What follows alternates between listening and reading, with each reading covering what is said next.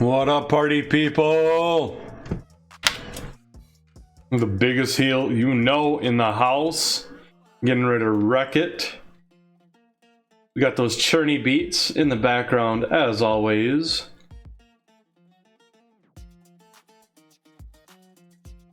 So, first off, we hear pretty decent turnout for CCW Supercard right here. So our little developmental here, kind of evening out.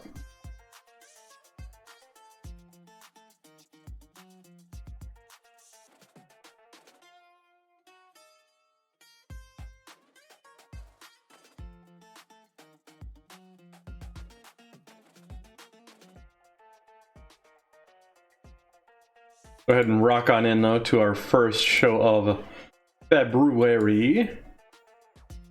Ooh. Death Day gonna put over Terragote. Alright. Fuck yes. That is some good shit.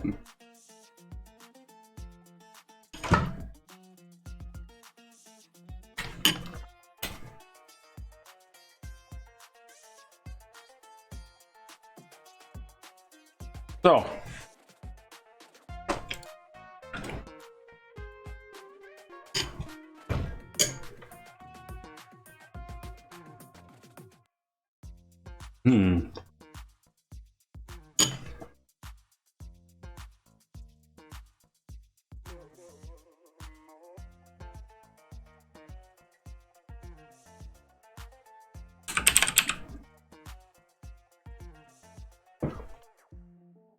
Okay. Terry Gordy is considered recognizable. That was good for us.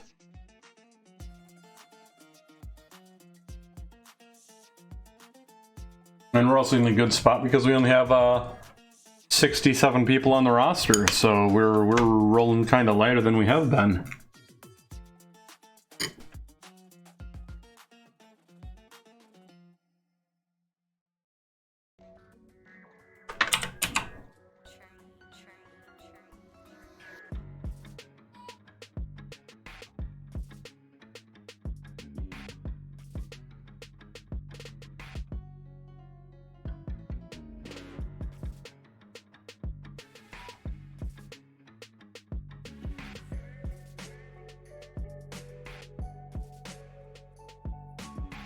Okay, we're starting to get some other people smashed over. Having people smashed over in our tag team division is going to help out.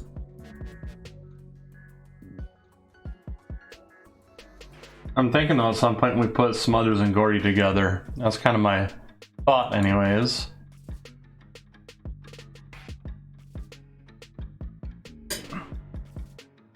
But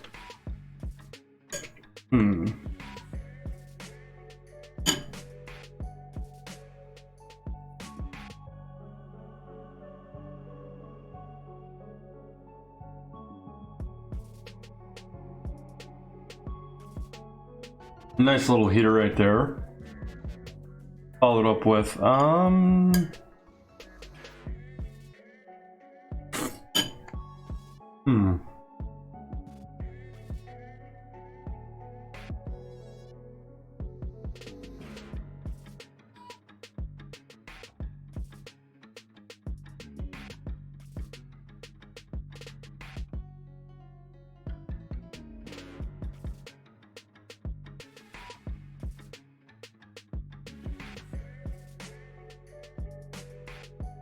I'm trying to remember, did they have a match together? I thought they did.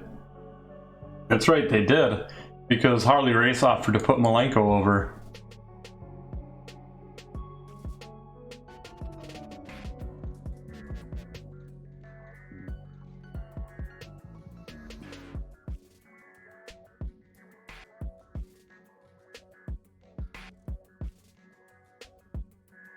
Holy shit, we have Muda so smashed over in the Great Lakes though right now. Kind of amazing.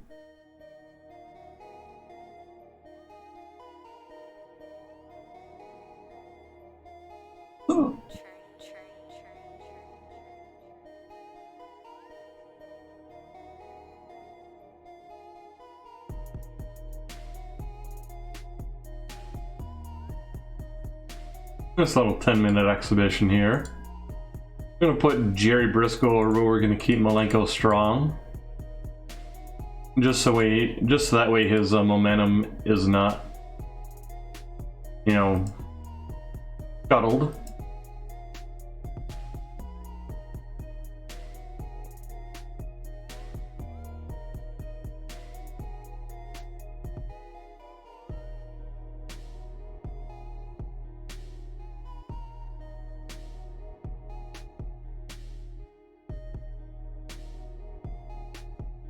We had a Hennig Sting match yet? I can't remember.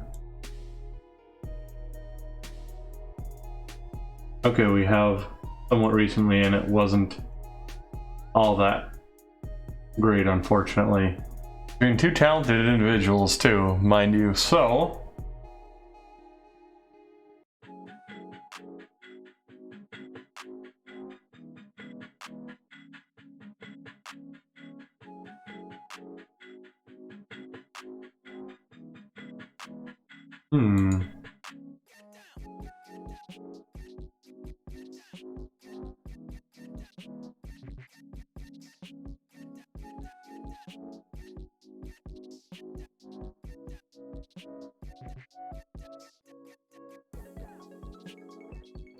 Actually, I think we're gonna have him beat a babyface star right now.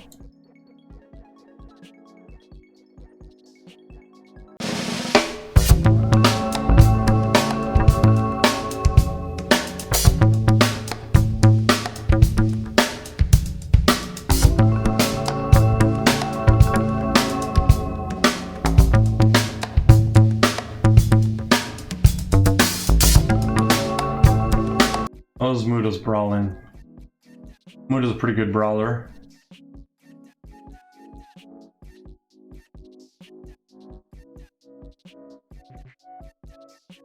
Oh, doing good, Anthony, doing good. How are you doing today? Hey, hey, sir. Hey, hey. Speaking of hey, hey, the hey, hey emote is going to be getting retired in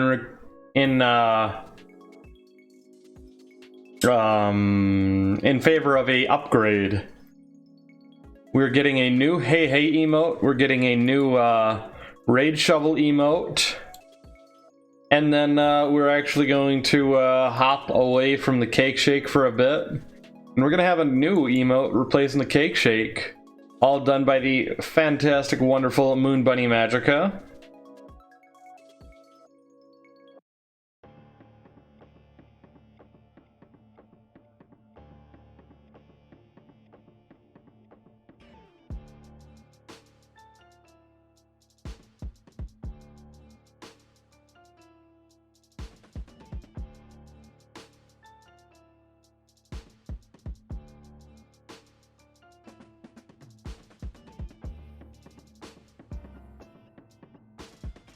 There we go.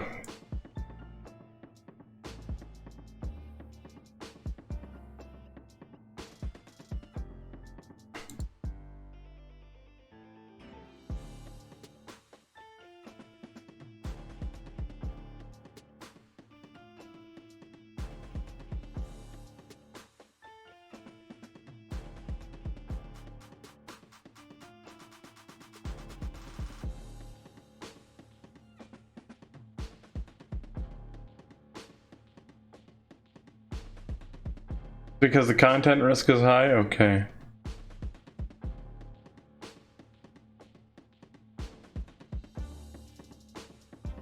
What that one?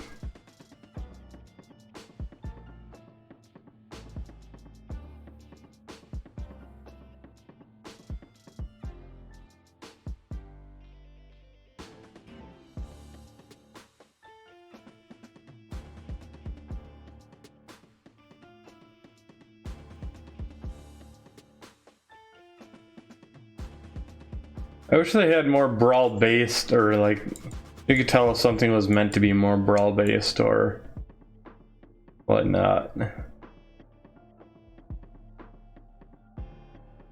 But I don't think they actually have that as a category anymore.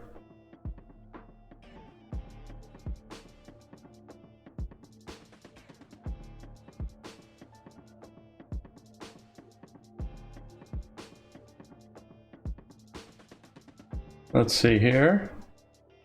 Oh, I fucking loved it. I fucking loved it.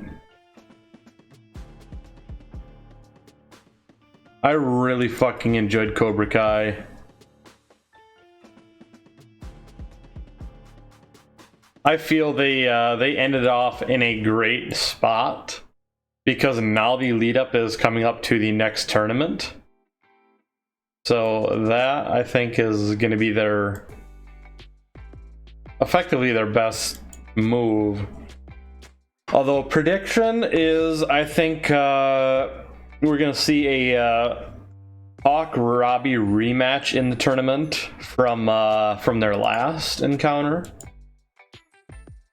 and I do believe that the finals are in fact gonna come down to Miguel and Robbie.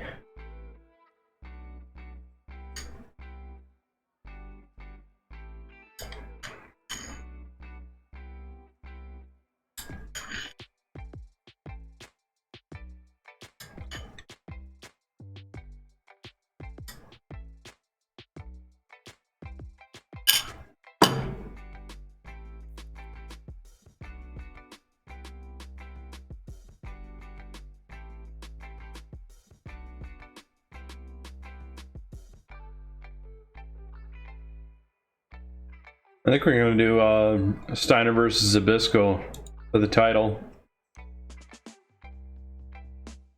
But we aren't pulling the trigger on it.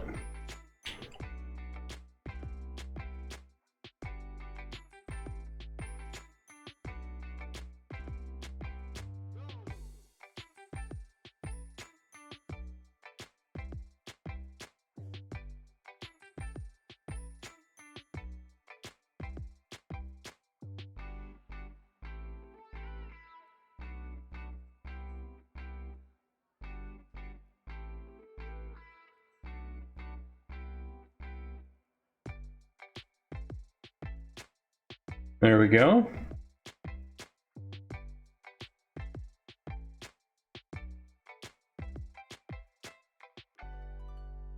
That's going to be Zbyszko and Steiner going at it for the title.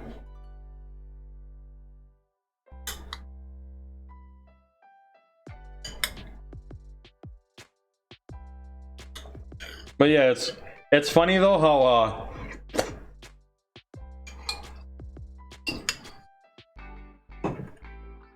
there was this one reviewer who I read his review on it, and holy shit does he hate season 3 because there's not enough callbacks apparently to the first one. Like you got all kinds of callbacks to 2. We had a little bit of callback to 3 with the mention of Terry Silver in there. But a lot of season 3 is very original.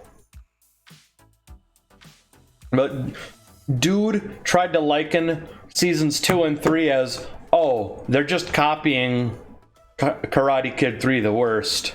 It's like, no. But Kreese comes back, so it's a copy. No. Not even close.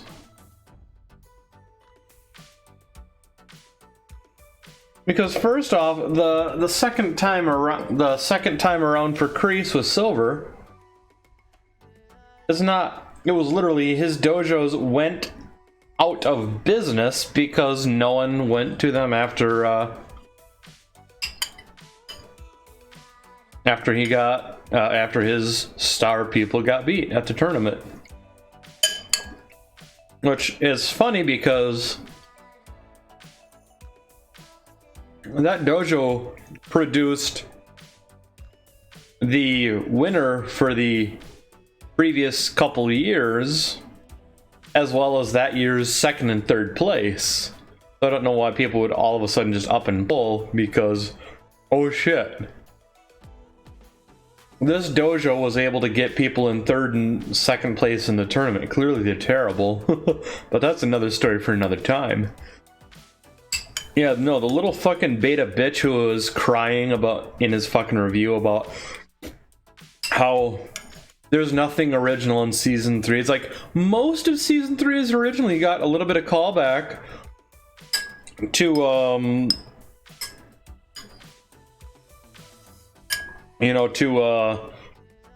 the second movie with his trip to Okinawa, although that's also in a small dose. I would have liked to see a little bit more of that, but I mean, it made sense the way they worked it in, so I'm kind of all right with it. And I loved that they did do the throwback with the little girl in the tsunami being the fucking Doyona agent. It's fucking great. Oh.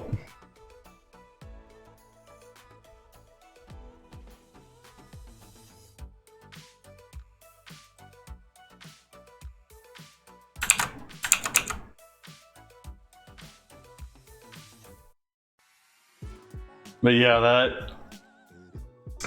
I will say that season had probably its most original. And it's like, granted, you needed season 1 to have a lot of throwback, a lot of referential, because you wanted to play on that nostalgia factor. And then you see they slowly, while being original, it had a lot of callbacks, and then they slowly backpedal on the callbacks in season 2, then less in season 3. Because if it is all just callbacks, it's going to cheapen the callbacks in general. You want to hit that big nostalgic pump the first shot, but then start to sparse it out a little bit so that way it means more when it happens. The little bitch who's crying that, oh, it's not original enough, but is also crying that it's not enough of Karate Kid 1. It's like, you're proposing two separate points, that it should be more this, but it should be this. This is crazy. Dude was... I don't get his review. He clearly doesn't actually give a shit. Like, I want to see them bring in Hilary Swank at some point as like a, because I can't remember, in the next Karate Kid, was there an All Valley tournament? Did she compete in that one? Because I just want to see that little bitch crying over Hilary Swank, showing her, like, they referenced the worst one. Oh, they did, absolutely. They made Danny LaRusso out to be a little heel. You are correct.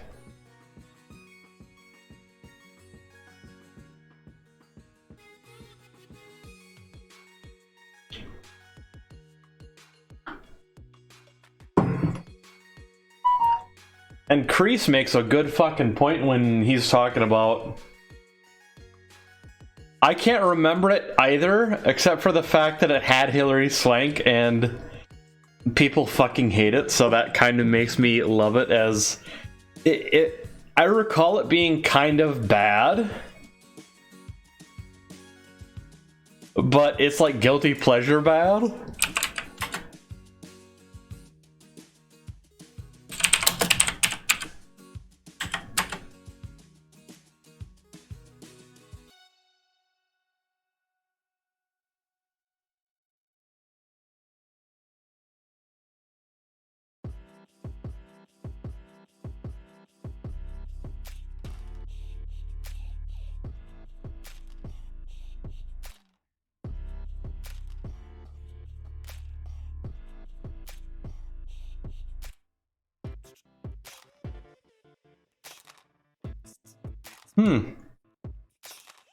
Okay, so they didn't have that.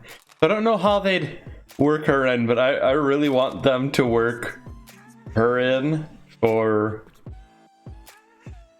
you know, for the laugh. That's also because I'm cruel. Oh yeah. I want the nerds who fucking hate that movie just because they hate that movie to just agonize over her showing up in the series. It would be fun. And I mean, she's a good actress too, so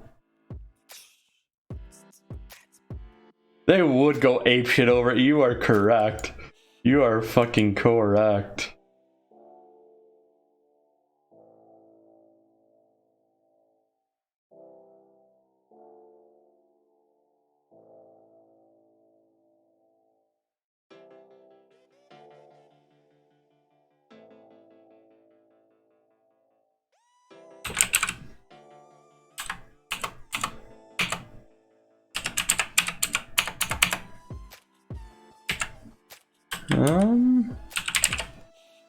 Have Ron Trongard interview Zbyszko after that match.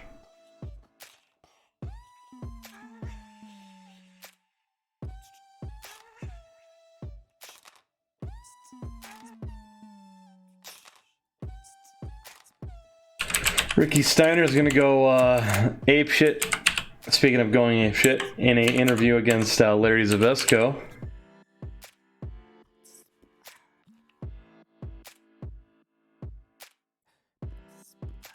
Because Zbyszko's such a good talker, we're gonna give him 2 interviews that night.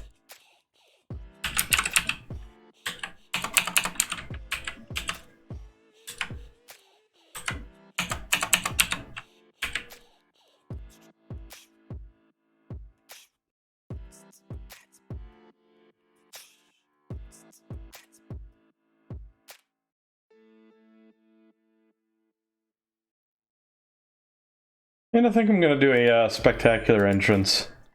Or a special entrance or some shit for Zbyszko coming into this match. Because I can.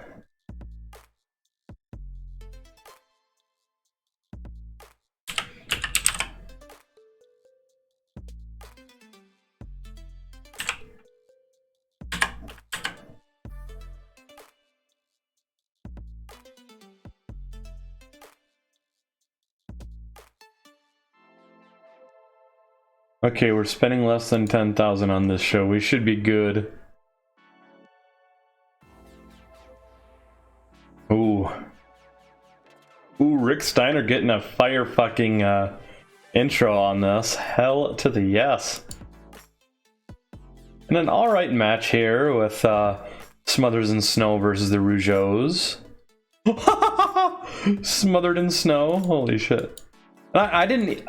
Okay, the road agent booked Smothers in Snow to go over. Okay. Oh, Larry Zbyszko and Ron Trongard both have hot catchphrases. All right, let's go. Really? Why was this a low rating segment when they had a spectacular or a superb match?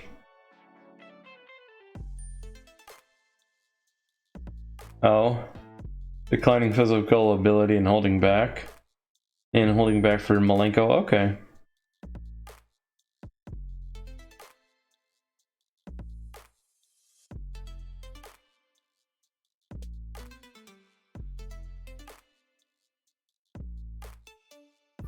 No title change there.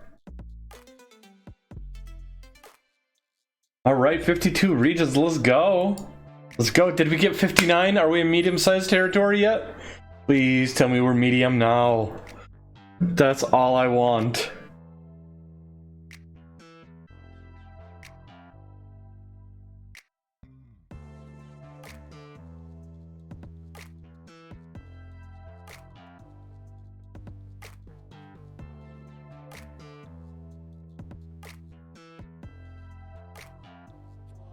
Oh. Yeah, and we didn't have enough money to bail them out, unfortunately.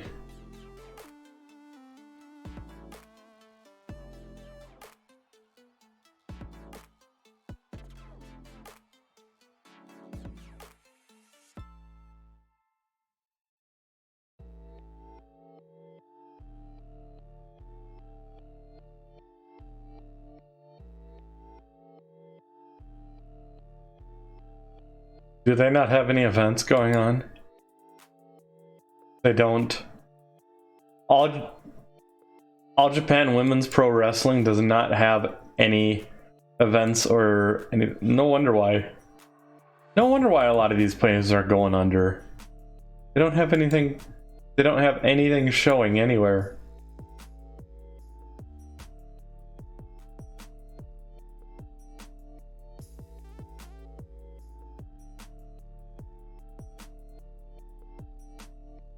Okay, they have some events, but still not a whole hell of a lot. Hot damn.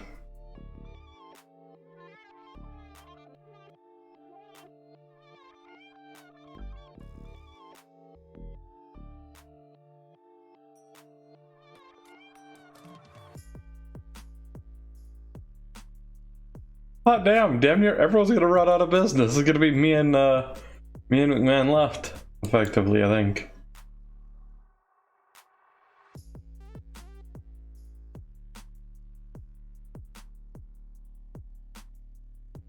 They don't have a TV show, so they're worthless to us unless we bring them in as a developmental.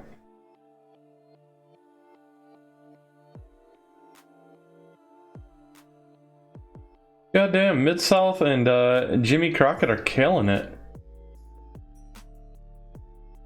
Hot damn it.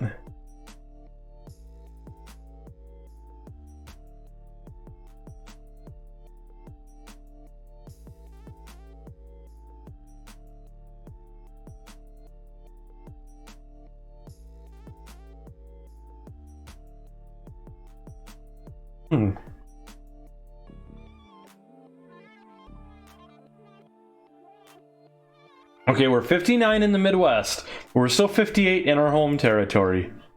Meanwhile, we host most of our shows in our home territory. Hot damn.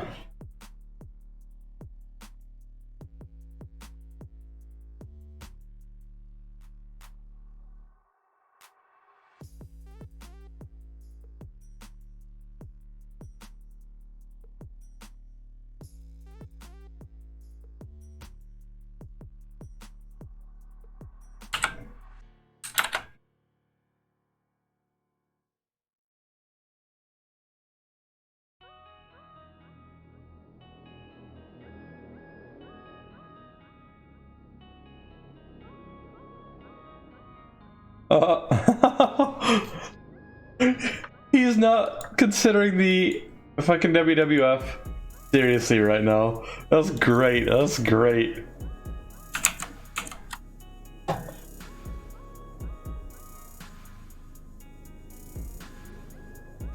Cave. I was looking at CD's chat there.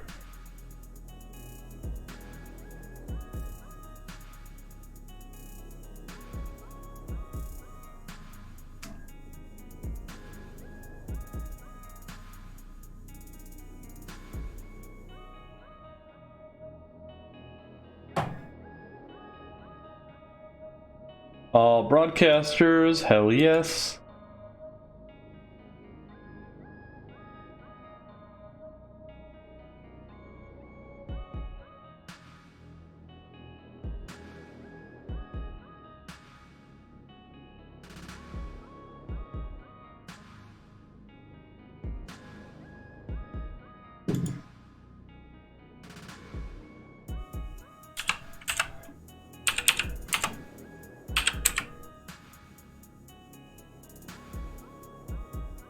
This is going to be a much longer match here than the previous evening, with Zbyszko pulling out the win. We're going to keep Steiner strong though. It's going to be an epic called-in ring slow build, because that's how we like to end the shows, as y'all know.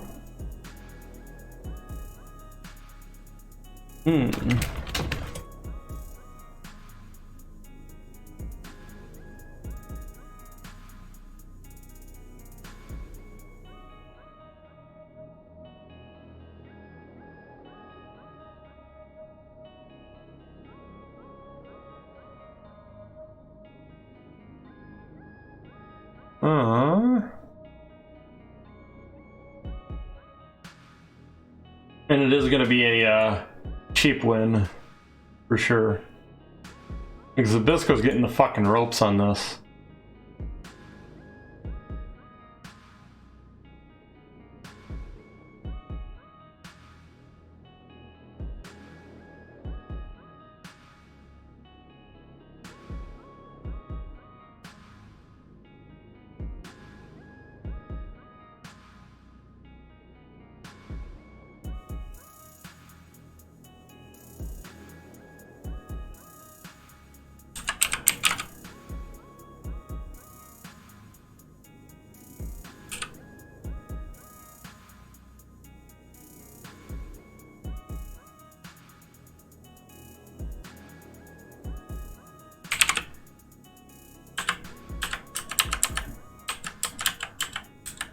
Arn's not on the show? Damn it. I got Tully, but not Arn. Okay.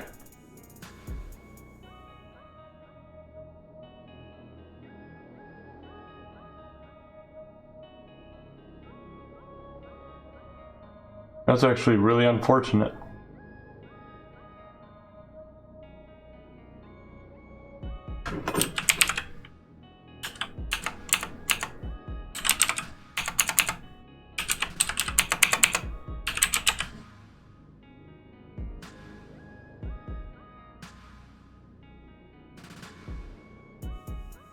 That's our go home angle at the end of the show.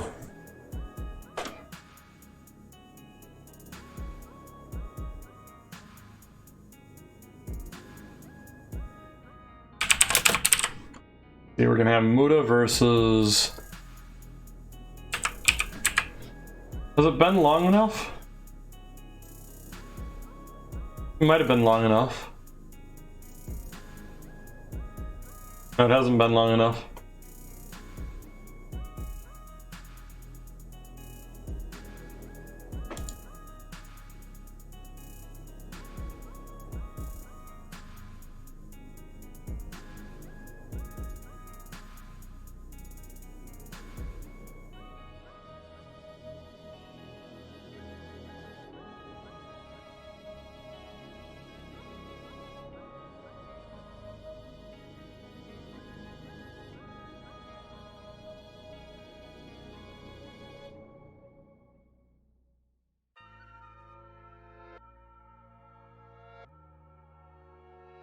This is going to be a cheap win for Muta, but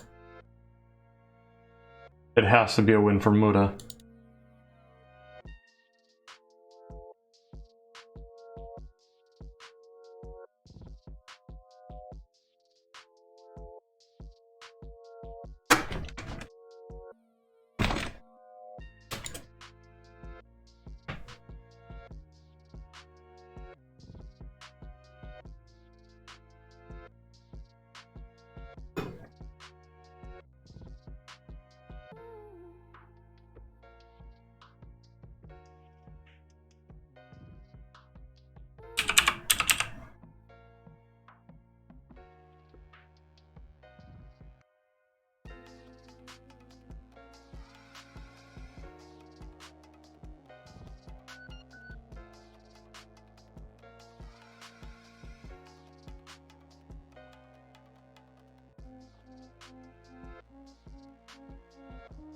It's a DQ finish.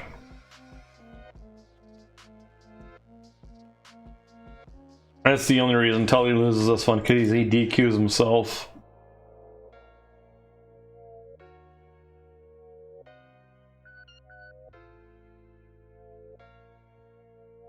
Let's see here.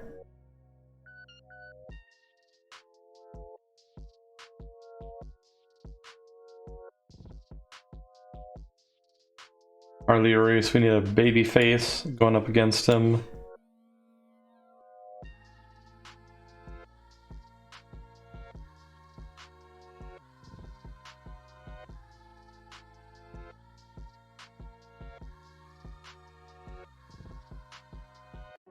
Oh, nice. 2007, hell yes. Hell yes. That one is definitely my favorite of the three that had GM mode.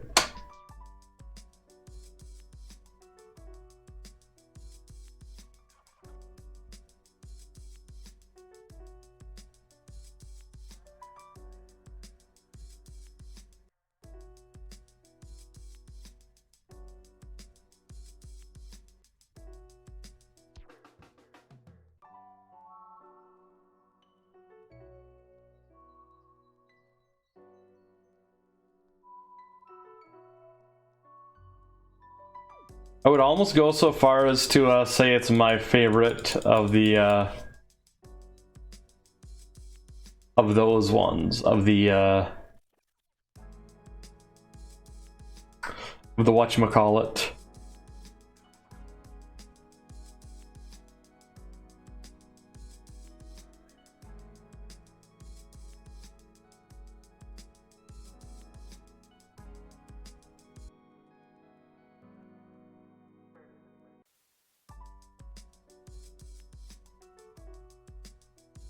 Of the post No Mercy WWF games. I will take that one over any of the SmackDowns, like the regular SmackDowns.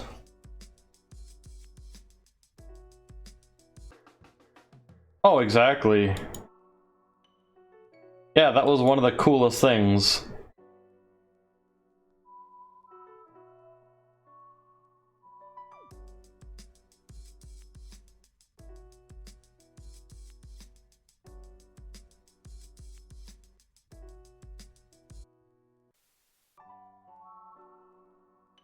We have to protect Ted Oates in this match.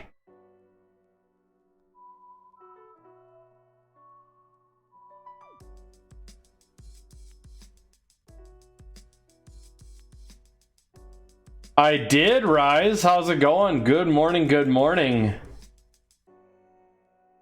Hopefully that testing worked out well for you. I mean, from the little bit that I caught at the end, it looked like it was going all right, at least from the viewer side of things.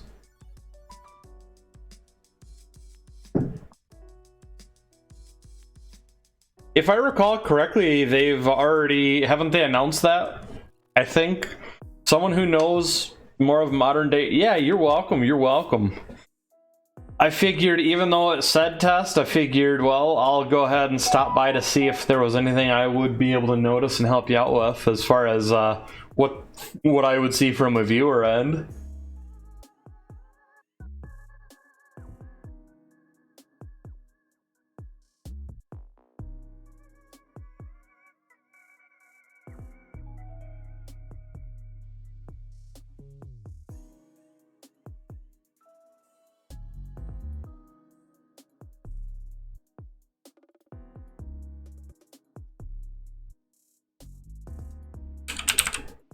Oh, okay, I gotcha. Wait, AKI and Ukes, aka one company famed for not only No Mercy, but also Revenge and WCW NWO World Tour, as well as Def Jam Vendetta. And Ukes, the former WWF gaming maker company, whatever. Those two companies are teaming up on it? Fuck yeah.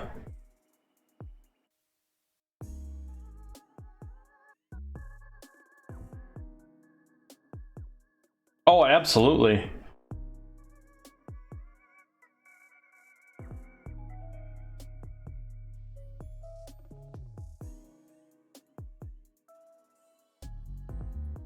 All right, now we gotta add some more angles in here.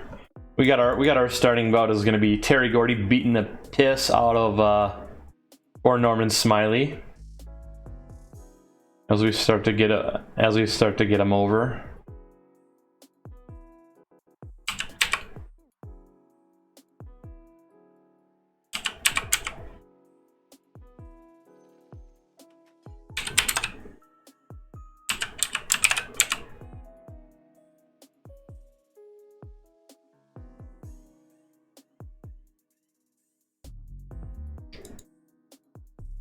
Oh yeah.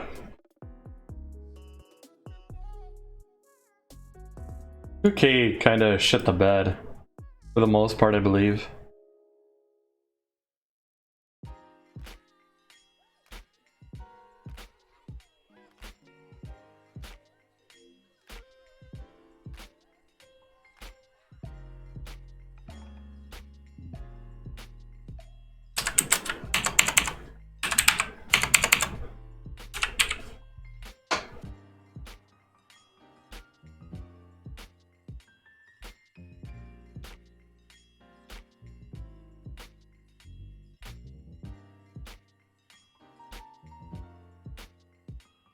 What one was Battlegrounds? I don't know if I'm actually familiar with that one.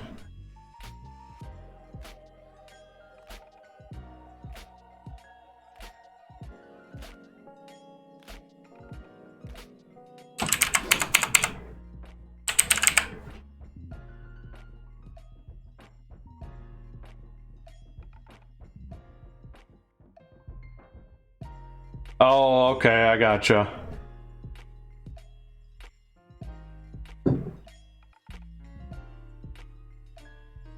Is it that mobile one, or is it a new console one that they decided to slap the name Battlegrounds on to hide the fact that it's the successor to 2K20, which sucked ass?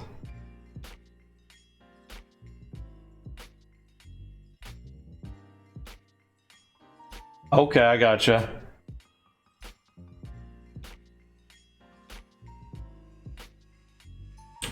Rick Stein was gonna be ranting about Larry Zabisco and his fucking cheating. Oh, I gotcha.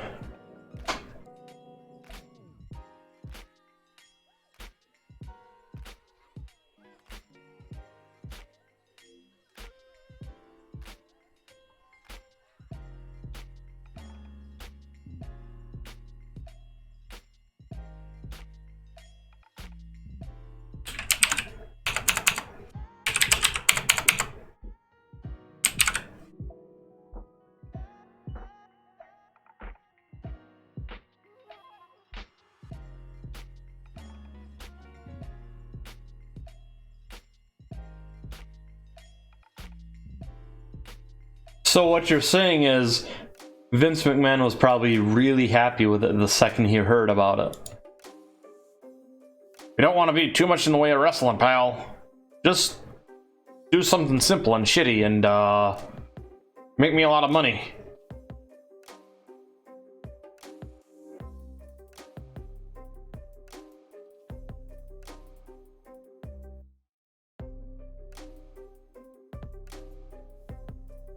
Okay. Bad Company is getting better. Fantastic.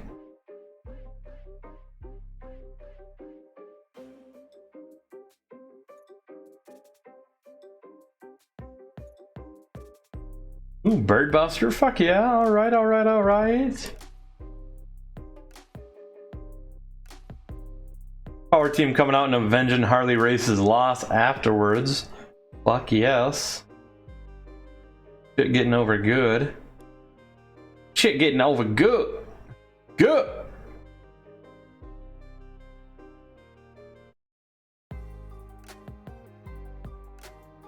Whoops. That was supposed to be Larry Zabisco.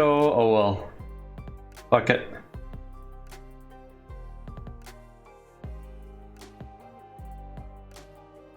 And unfortunately that show... Oh yeah, me too, me too.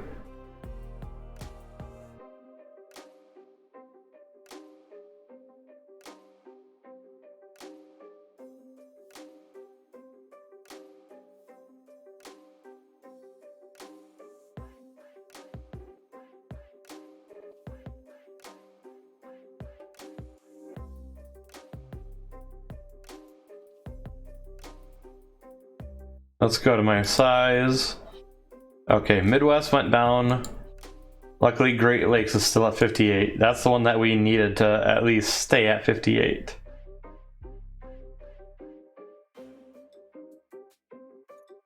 Oh yeah.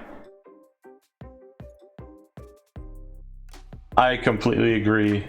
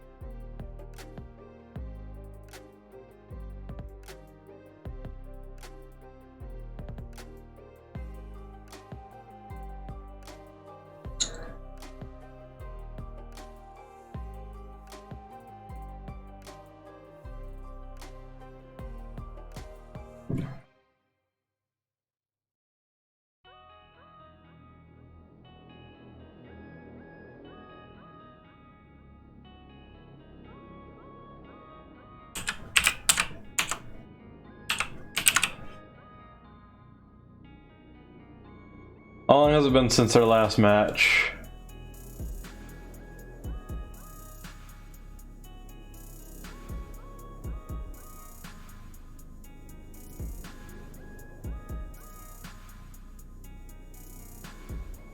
Okay. It's been a little bit of time, but not too long. Maybe it's not gonna get a ding on it. It did, damn it.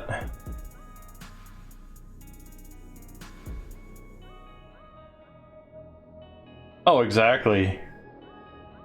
See, in Vince's mind, the star should be the company, not the wrestlers.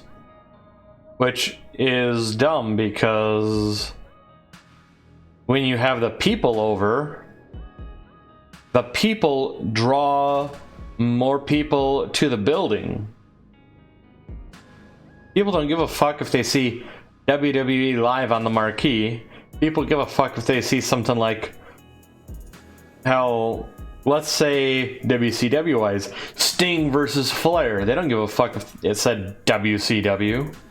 Because, shit, if it said WCW, that could mean even fucking, with 95, fucking Hogan and, Brutus the Barber for the fucking main event.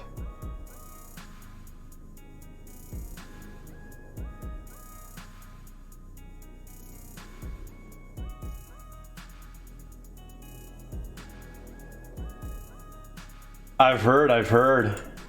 I need to actually see it for myself just because I want to, but holy shit, I've heard.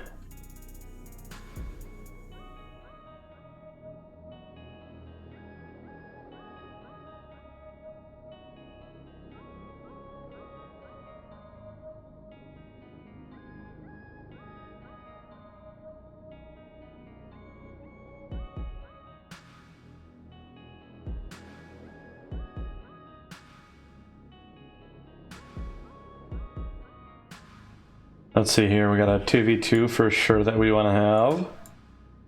I'm not sure though who I want to have it with.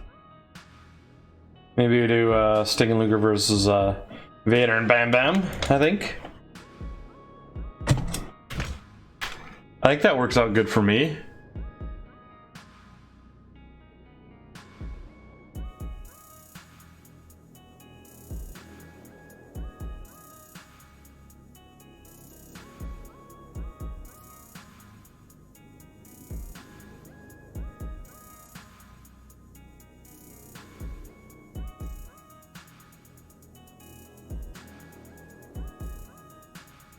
Actually, it's going to be Big Van Vader as the winner.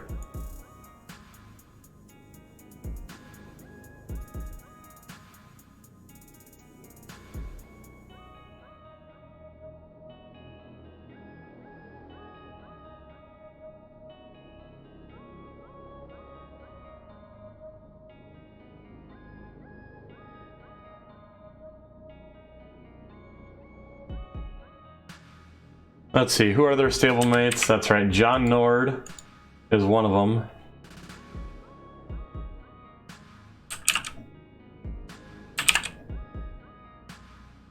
And of course, Harley Race is the other member of the Power Team.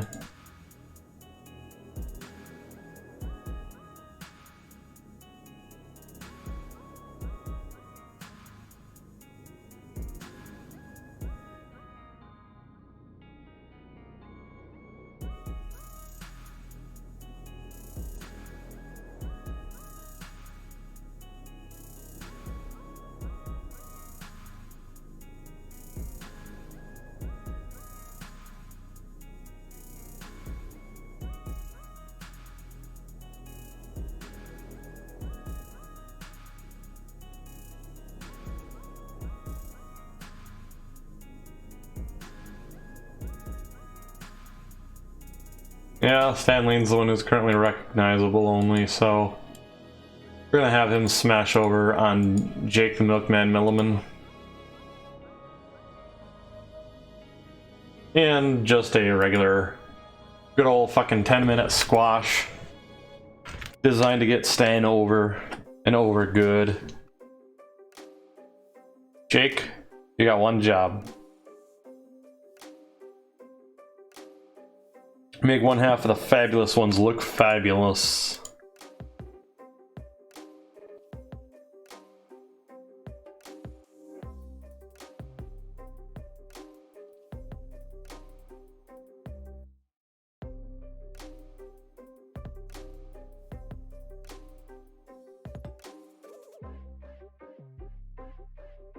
These guys gonna have a decent match.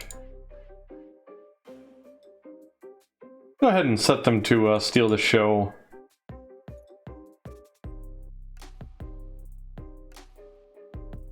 I think what we need to do though is have someone at ringside just kind of watching. That's gonna be Diamond Dallas Page is gonna scout him. There we go. Now we need some angles.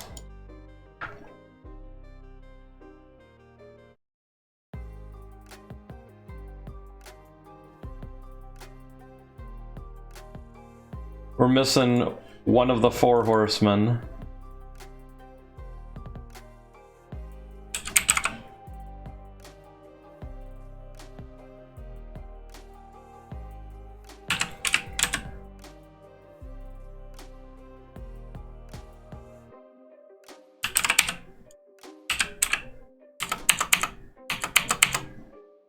Alright, Rick Steiner and Sergeant Slaughter are going to come out for the save. Let's see here. Tully, Jerry, and who? Larry Zbyszko.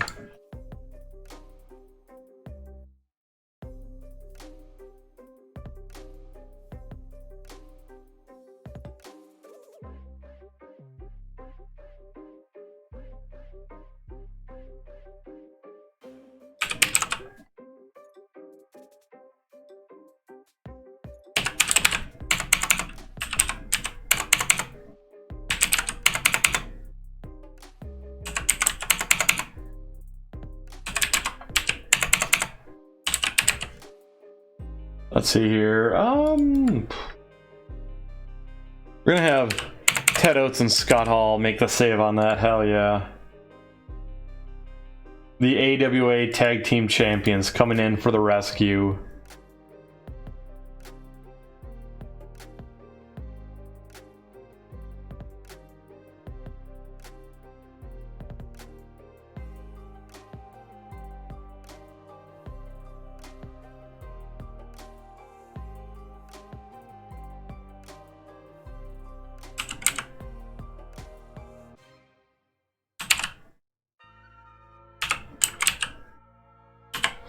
Red Ryan is going to make a challenge out to Larry Zbyszko. That's going to be right here. That's not going to be the top of the show because he's not going to get the show off to a strong start in a promo, but he can talk. I will say he's more like a backline talker where keep him real, keep him sounding good. Try to overdo shit. He is not going to sound good at all.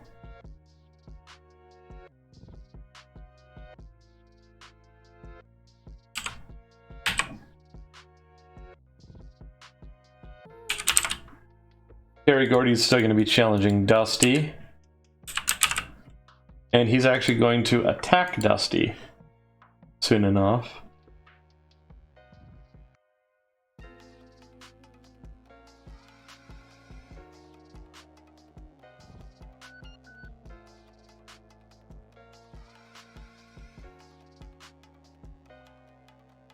We got 4 minutes in between the 2 tag matches. So, let me go ahead and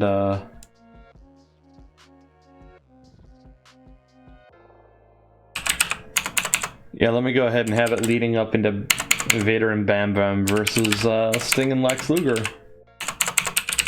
Okay. I'm fucking with it, bro.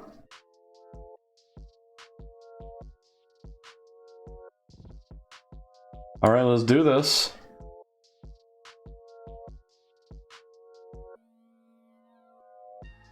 Okay, a 43 with Jake doing his thing as far as selling goes.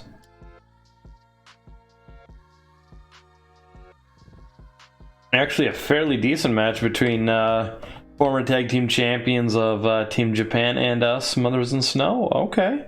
Jushin Thunder carrying the match. Nice. Star effort, of course.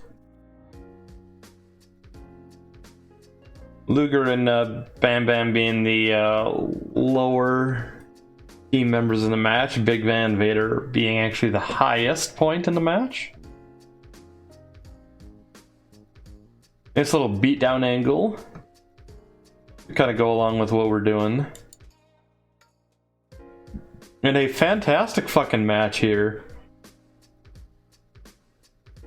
I'm alright with a 61 match rating. Fuck yeah. 64 to end out the show as Sergeant Slaughter and Rick Steiner come in for their buddy Bob Backlund. American Pride standing tall, chasing off 3 of the 4 horsemen away with Tully Blanchard, Jerry Briscoe, and Larry Zbyszko getting run out, missing Arn Anderson. Got a popularity of 59 on that show. Alright, let's go. Let's do this.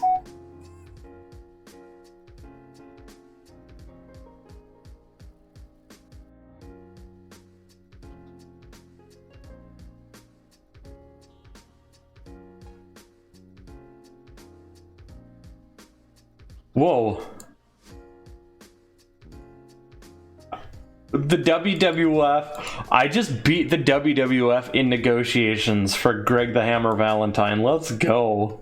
Let's fucking go. Nice. Nice. Fucking nice.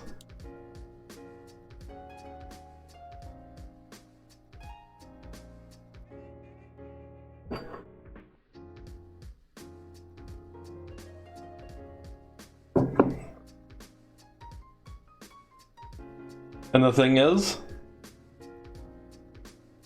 for me, he's going to be a special attraction, so he doesn't mind if I don't book him all the time.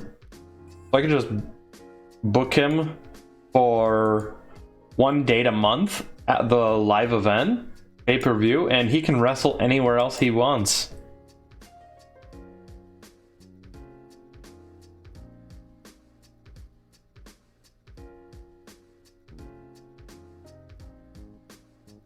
Now, have we had anyone new enter the business this... No one new, not since, still not since then. Okay.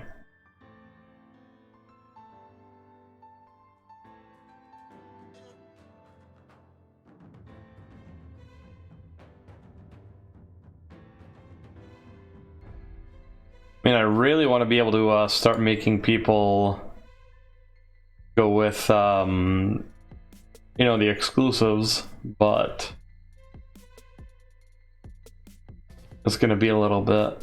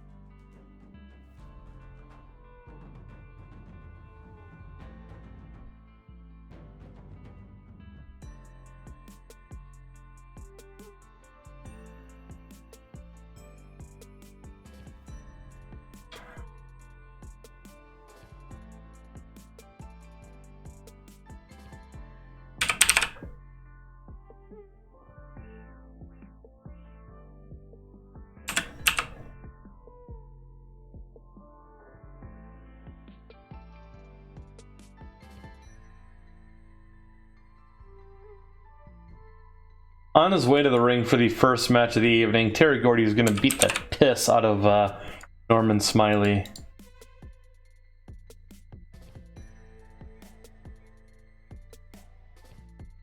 And he's going to brutalize... Actually, you know what? He's going to do the unthinkable and brutalize Steve Williams.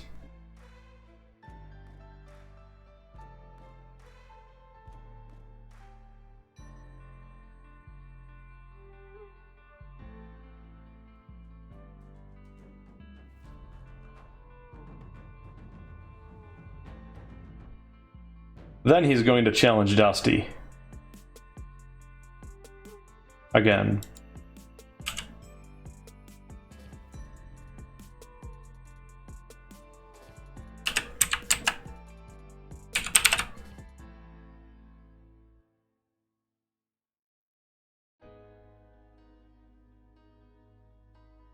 I might have decided to make a slight change to something here. You'll see what it is eventually.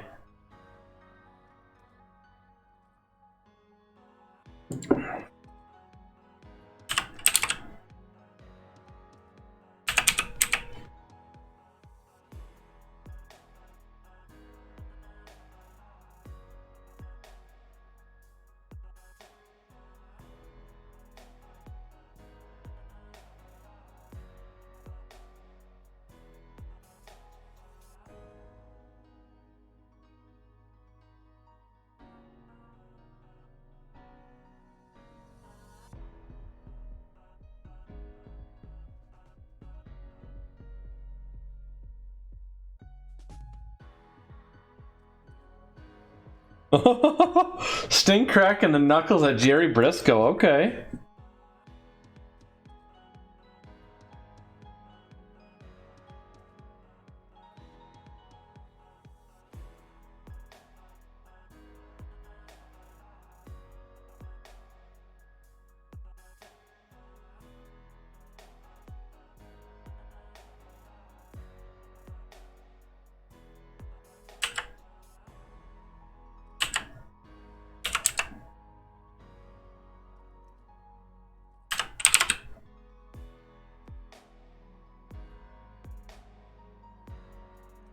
There's gonna be a match and an angle in between this.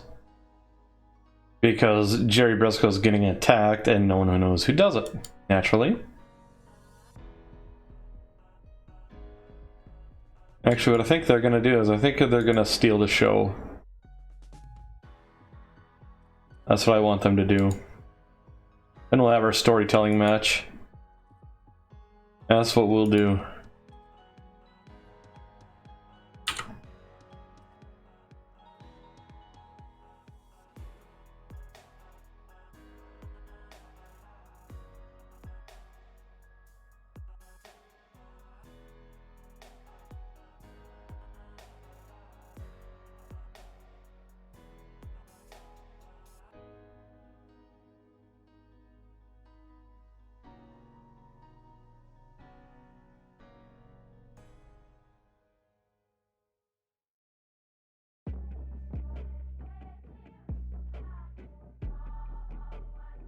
Don Cornado's going to be getting the win here for for American Pride. I almost said Team America. Fuck yeah.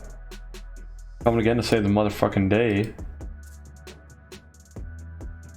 America. Fuck yeah.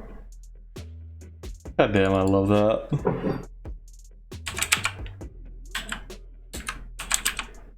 Matt Damon. Matt Damon.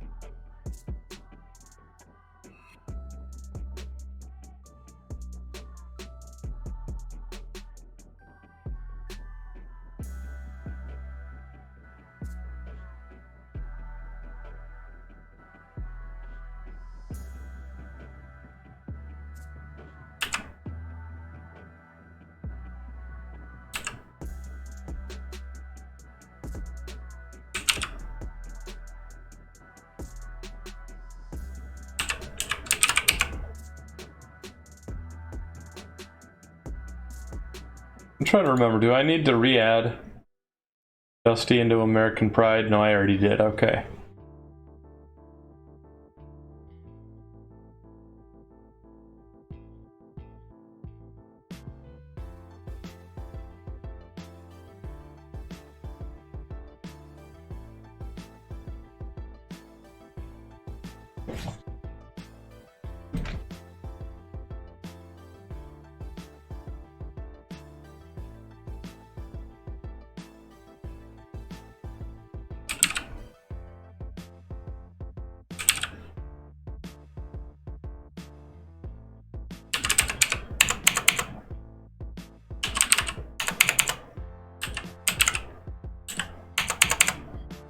Let's see.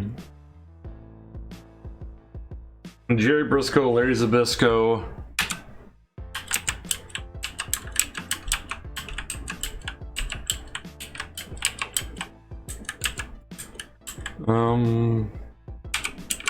That's right. Tully. Darn. We got Sarge, Bobby Boy, and Rick Steiner coming in for the rescue.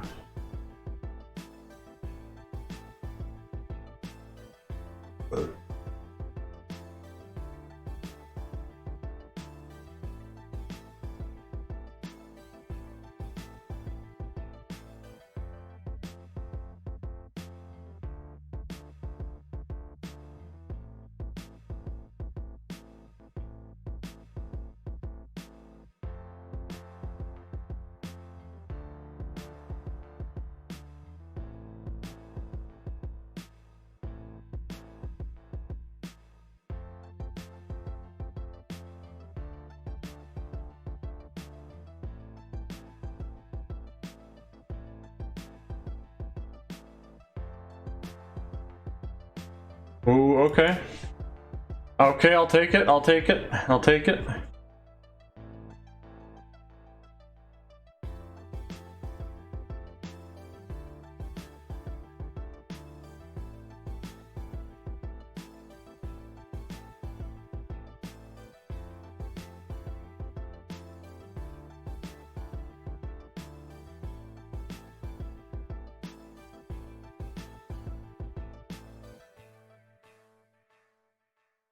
Oh shit.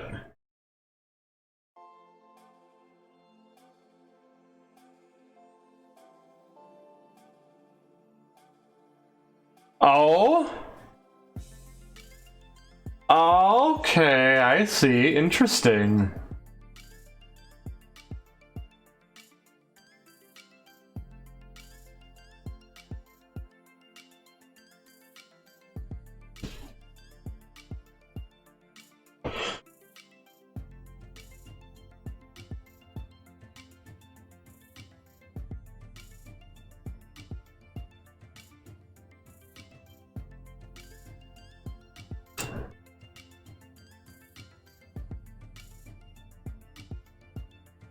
That sounds like it's going to be a little bit of a challenge, and possibly why, despite some solid booking, you've been running into some interesting stuff.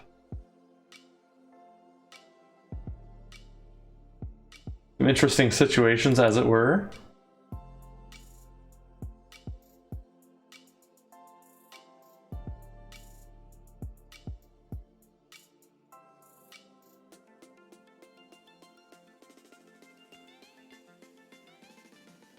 Oh yeah.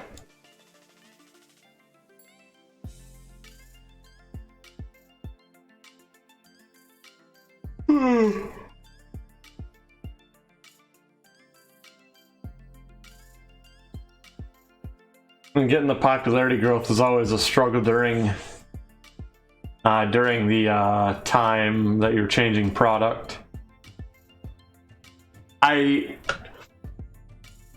One of the things I actually did with AWA is when I changed from the Silver Age wrestling, I had actually oh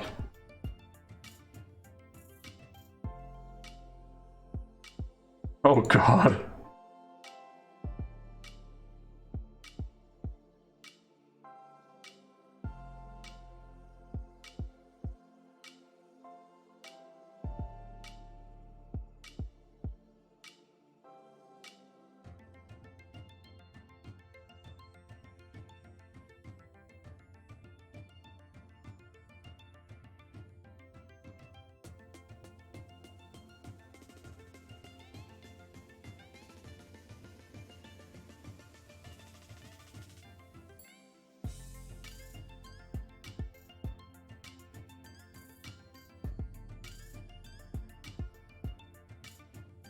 Yeah, you could always do something like change over to something that, like, as far as any kind of future product changes, go to one thing that's a little bit further away and then another thing that's much further away.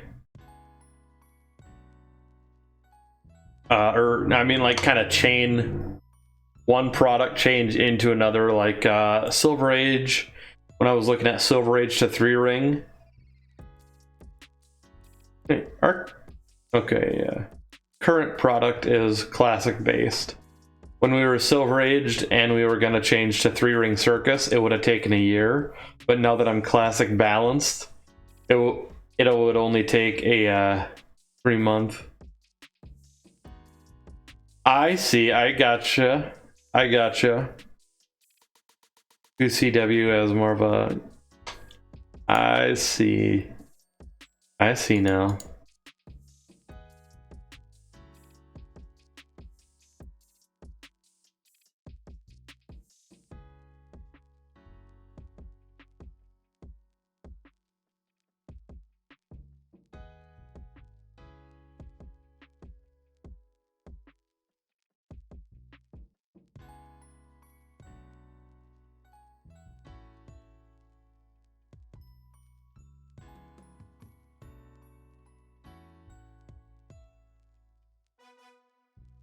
Oh god, a mimetic.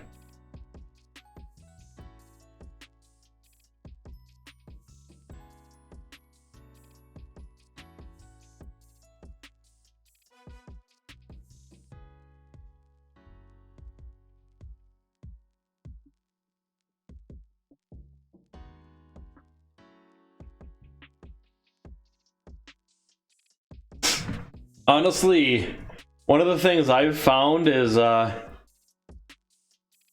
you're actually better off doing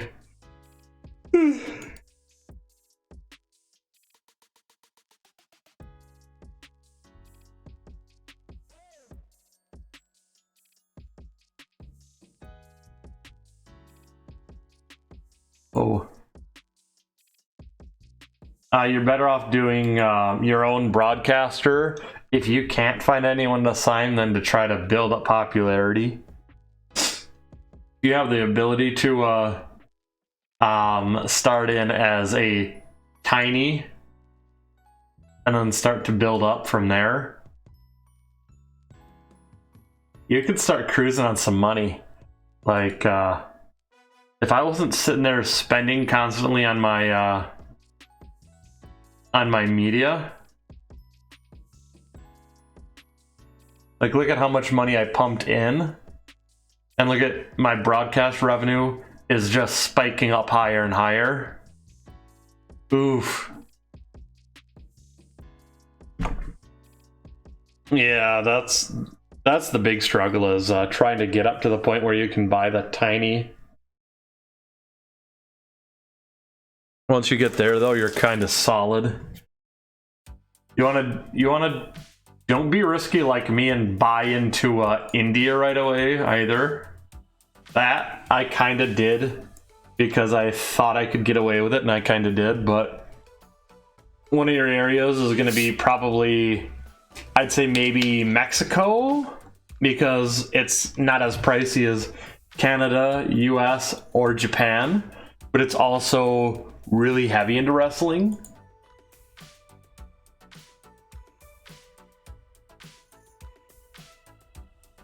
So you get close to, maybe not quite that Oceania / India cost, but you get much more popularity than those areas.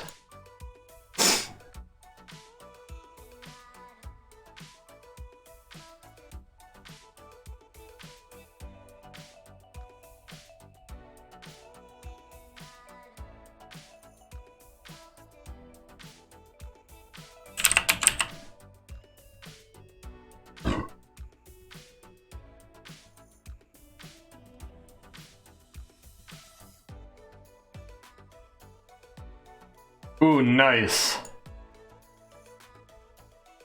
That is good. That is fucking good.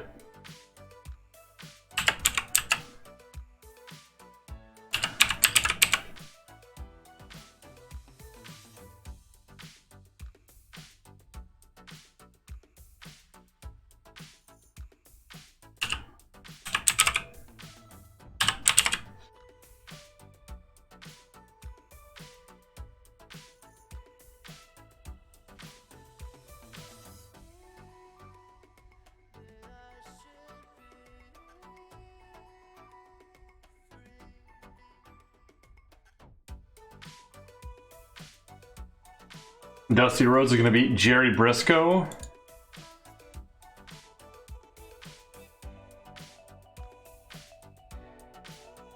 Oh, damn.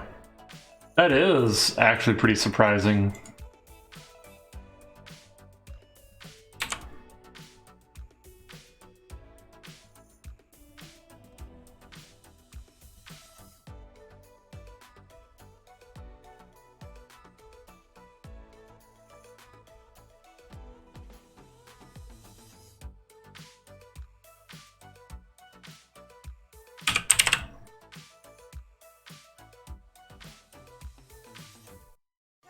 Terry Gordy, I'm trying to remember. Do we have him at recognizable or well known?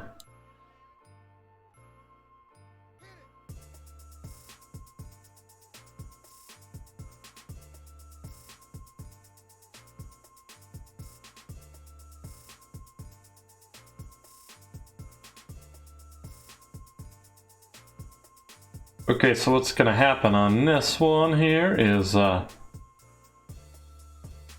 Mr. Terry Gordy's gonna play a little bit too rough with Daly, and Daly's just gonna fucking bolt from the ring.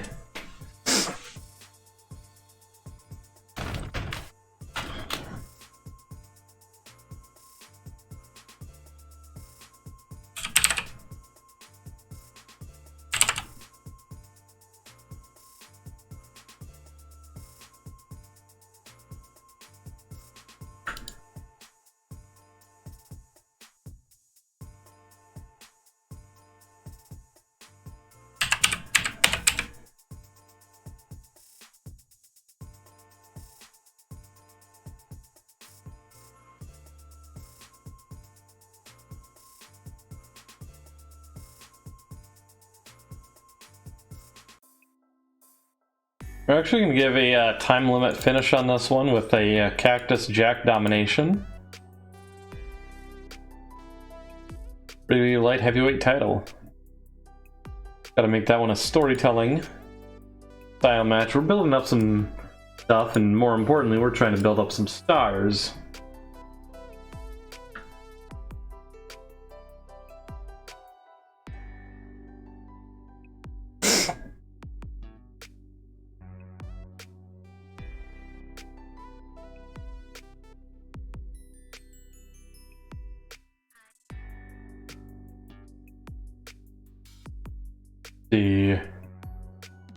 That's right, we want Terry Gordy to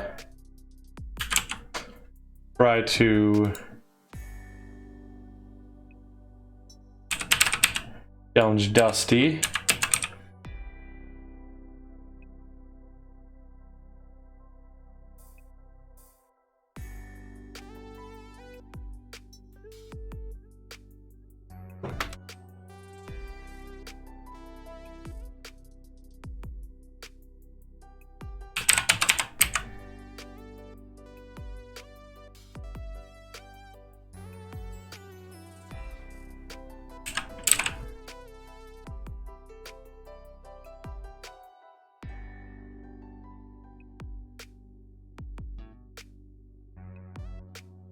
Ooh, okay. Terry Gordy and Dallas Page having good match chemistry. I'm with it. I'm fucking with it.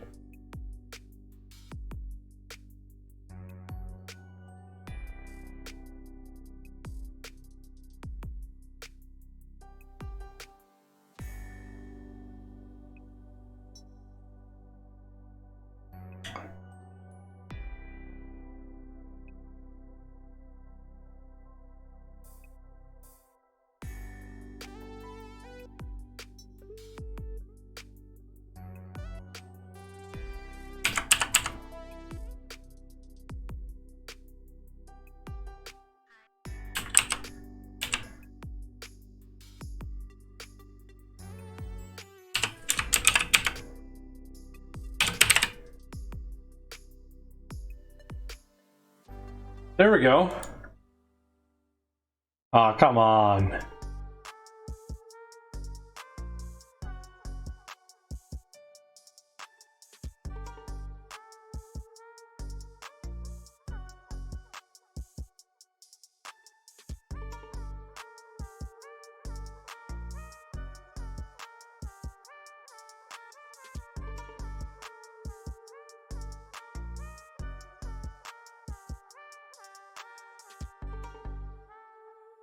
How was Terry Gordy's Menace, by the way? 77? I think I could go with that then.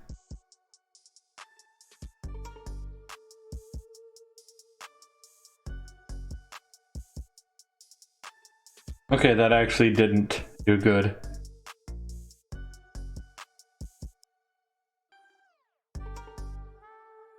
Shit, I might have lost my 58.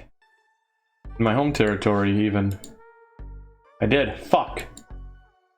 It's really, really fucking tricky.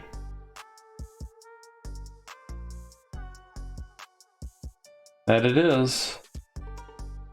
But I can sit there and, you know, be at 58 and get popularity increases 1, 2, 3, 4, 5, 6, 7, and then I mean, I do up until I don't become a medium-sized company. I'm getting frustrated because I want my house shows to start rolling, so that way I can start making money off of that circuit.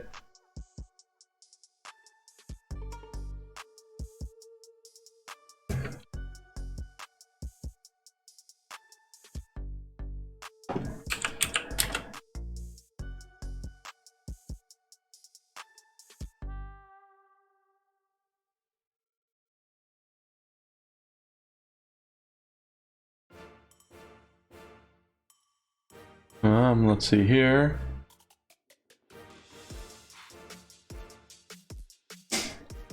What is...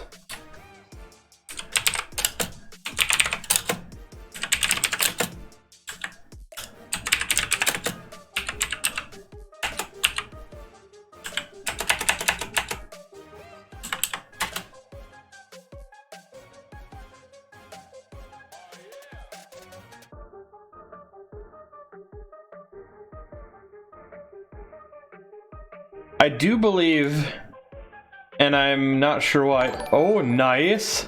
Fantastic. B-Gemo, thank you for the follow. How are you doing today? How are you doing today? And sounds awesome on the dual save. Hell yes, Ryan. Unfortunately, I don't. Joe Malenko is signed by New Japan or All Japan, one of the two of those exclusively. I was able to get Dean, but I wasn't able to get Joe. Funny enough, all the Guerreros that are currently in right now, which does not include Eddie yet, are all either exclusively signed to Japan, New Japan, or All Japan as well. Outside of Gory Guerrero, who's retired and is one of our road agents. Oh yeah. But I've been able to get some good use out of Dean Malenko. Currently up at Well Known because Harley Race came to us in the month of January and said, I want to put Dean Malenko over, I promise. Here, let me put him over. I was like, okay. I ain't gonna lick a gift horse in the mouth. Fuck. Or in the mouth? Wow, in the mouth. I ain't gonna lick a gift horse in the motherfucking mouth, though. He wants to go ahead and put Dean Malenko over. Harley Race, you go ahead and do your thing, dude. So I think what I'm gonna do, though, is, I think we're gonna start it out with a 4-on-4 wild brawl.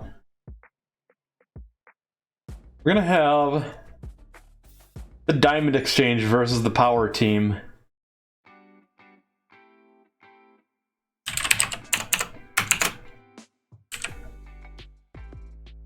Oh yeah?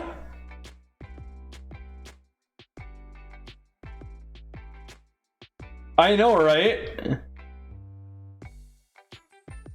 See, I'm Harley, he's Harley, he's kind of like my wrestling spirit animal.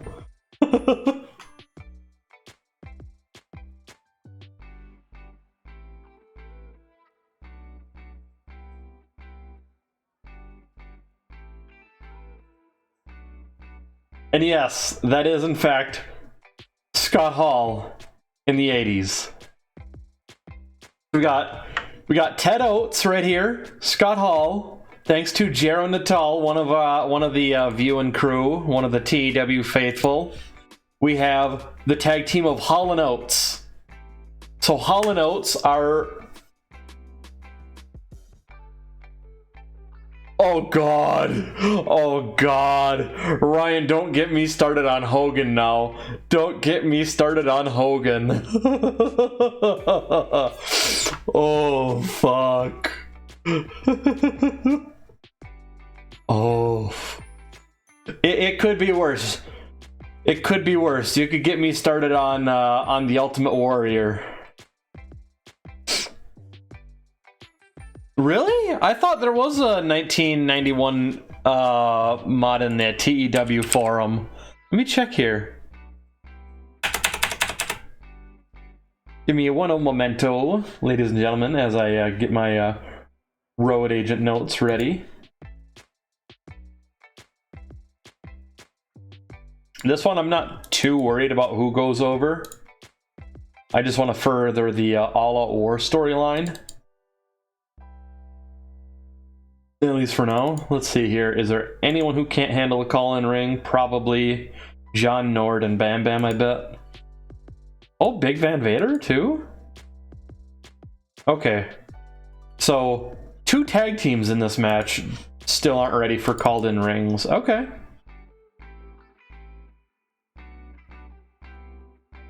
Harley Race is probably gonna just end up getting the win in this one, not gonna lie. I'm completely expecting that.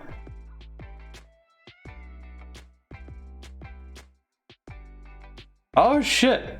Oh shit, I did not realize that. Holy shit. That sucks. Let's see here.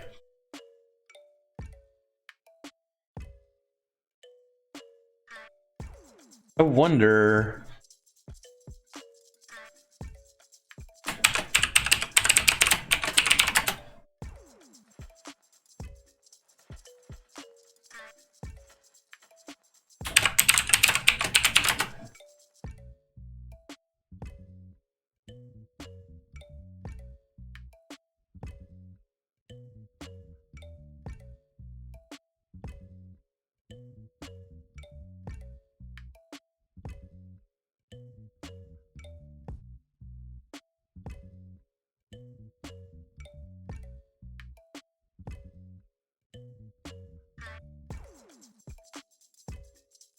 And the one that I am running right now too is... Oh, fuck.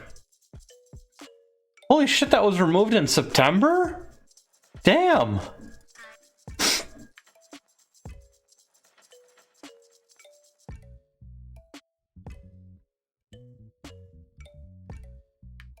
I did not realize that. Holy shit.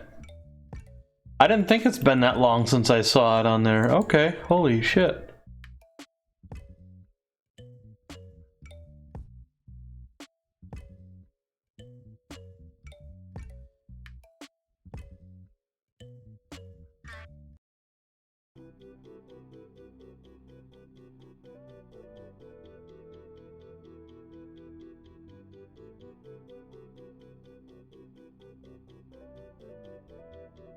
But yeah, the one that I'm running right now. Oh, okay. Gordy versus Hogan. I like it. Go ahead and make sure to put Gordy over, please.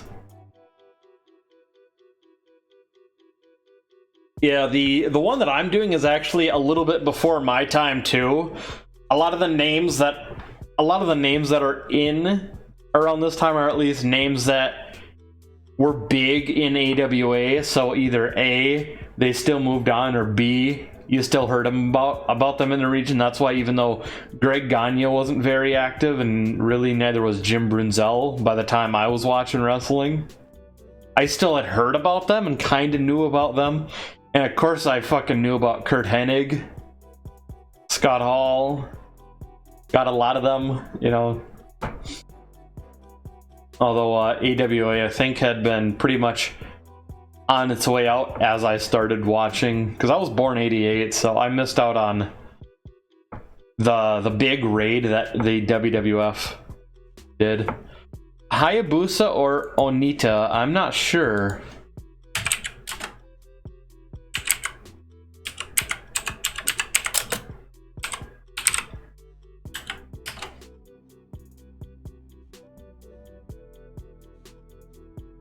That one I will check with Hayabusa and Onita after I finish booking this card, just because I'm currently in the booking, so I wouldn't be able to access that right now. But you got me curious now. I know I recognize them. See, and I get that. I can totally get why you don't really care for Hogan and Flair after the way you kind of put it to me. I get you.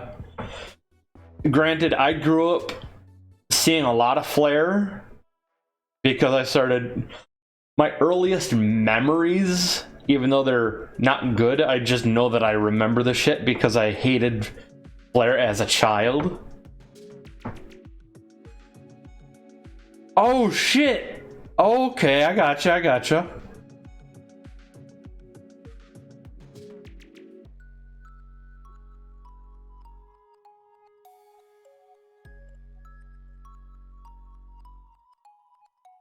Okay, Onita is definitely one that I've only heard of but never actually seen.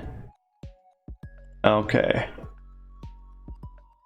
But yeah, when you brought up the botched moonsault, I recall that. I do recall that now.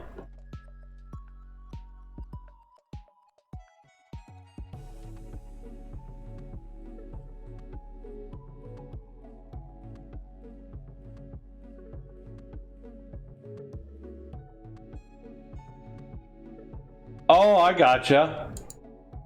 Funny. You know, I didn't book him as Leatherface, but I've used him a few times on the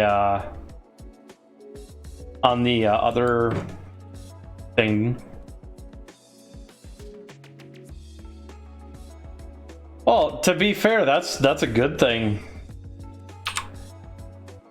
That is a fantastic thing. That is, ooh, there we go. That's nothing to turn your nose up at, I tell you what.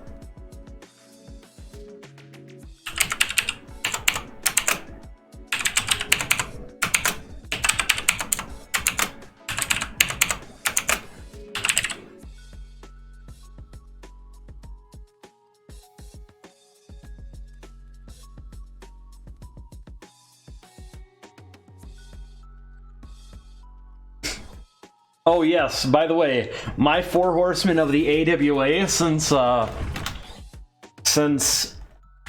the Jim Crockett Promotions side of things doesn't actually have a 4 horsemen, mine are Tully and Arn, Jerry Briscoe, and Larry Zbyszko.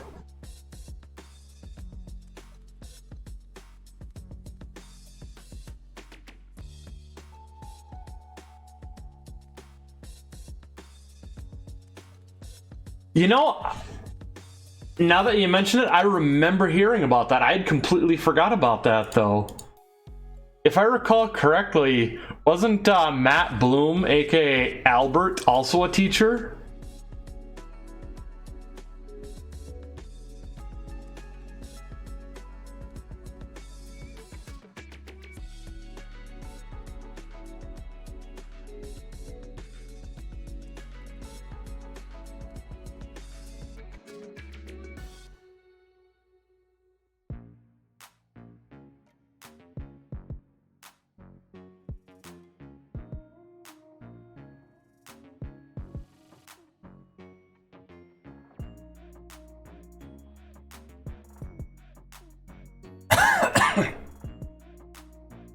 Here.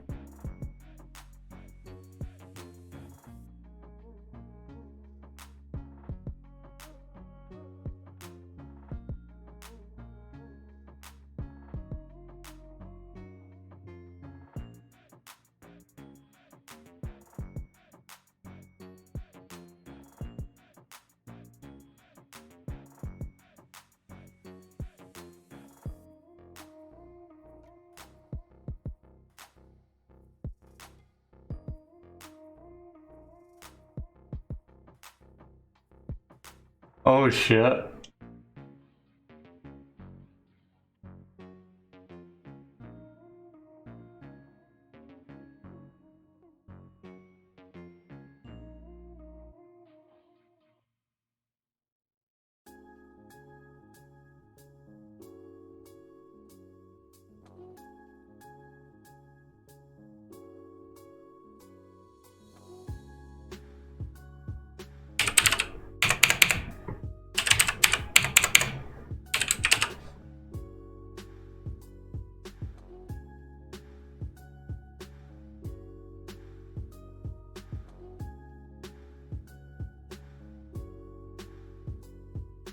Let's see, Terry Gordy's gonna beat the piss out of someone again tonight. This time it's gonna be someone I think well known.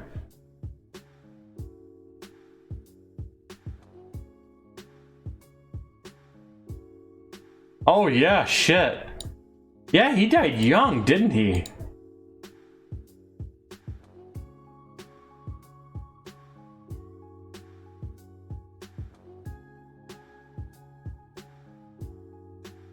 Oh, holy shit.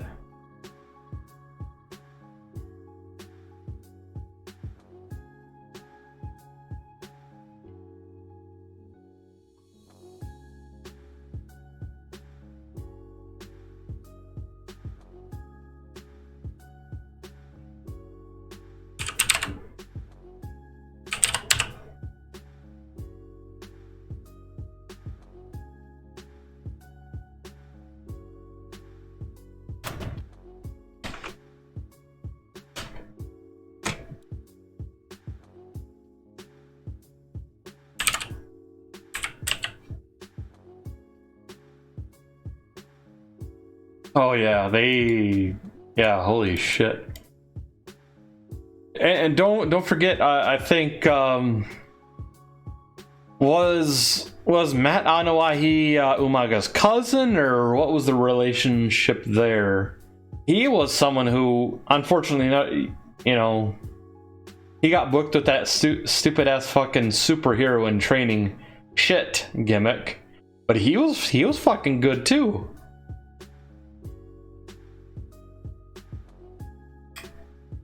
Both a fucking 3-minute warning. Both a 3-minute fucking warning died relatively young. Umaga, I think, first though, so.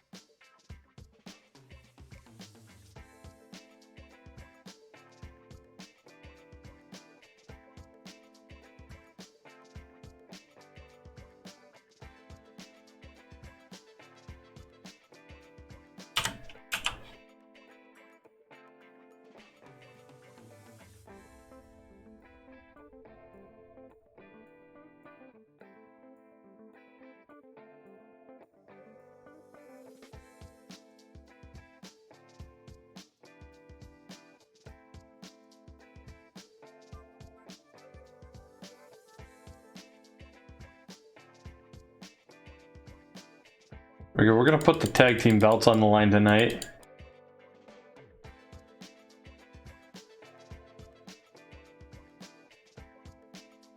A bit of a storytelling match.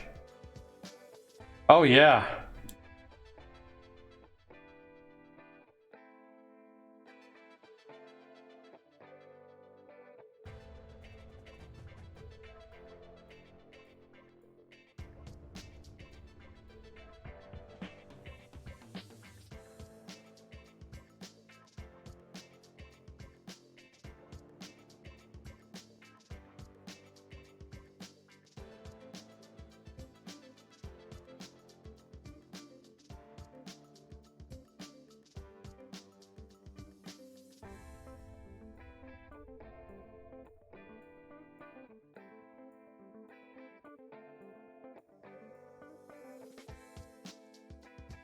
Actually, we're gonna make this one a regular, just so that way it's not two wild brawls back to back.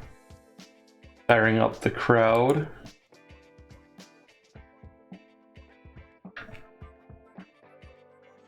Let's see here. We're gonna have one other big match between Sting and Ryan Guns and the main event.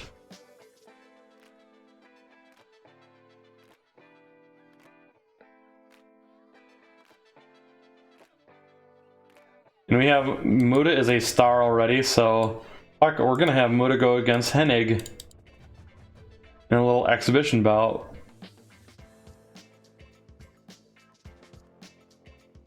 If I had cable, I would have, but I've been trying to get as many bits and pieces as I can of that show. And I do like what I've seen so far for it. So at this point, I might buckle and get a month's worth of TNT. At least on the what is it, the premium for fucking viewing on the website or app. Oh, okay, I gotcha. Well, shit, you know what? I would be a little bit surprised if AEW didn't work something out themselves with the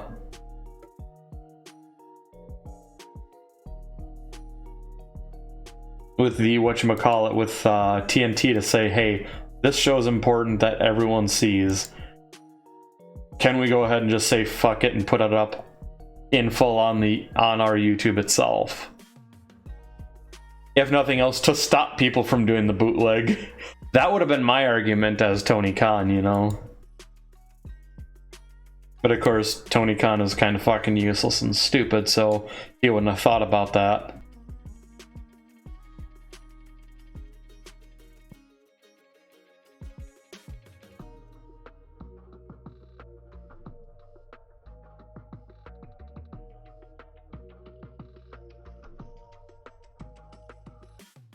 Let's see here.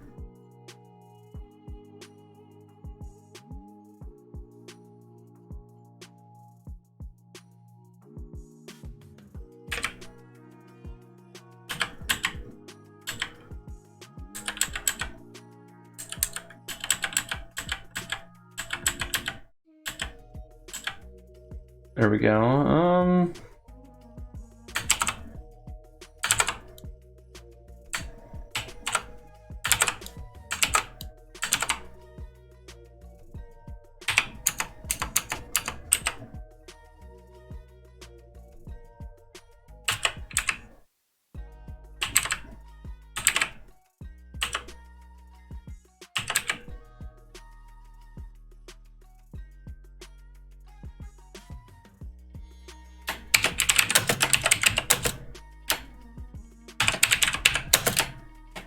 There we go. 4-man group interview.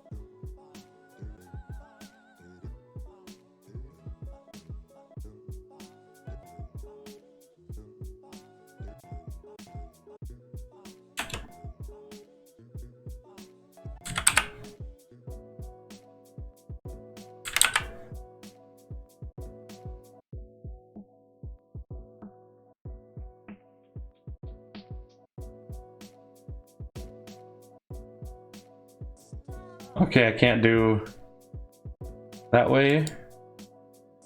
We'll do this way.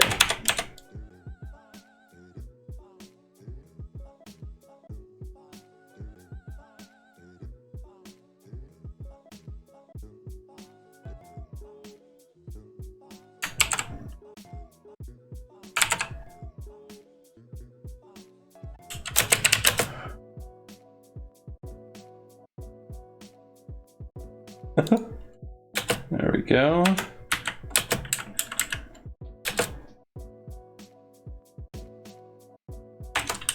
There we go.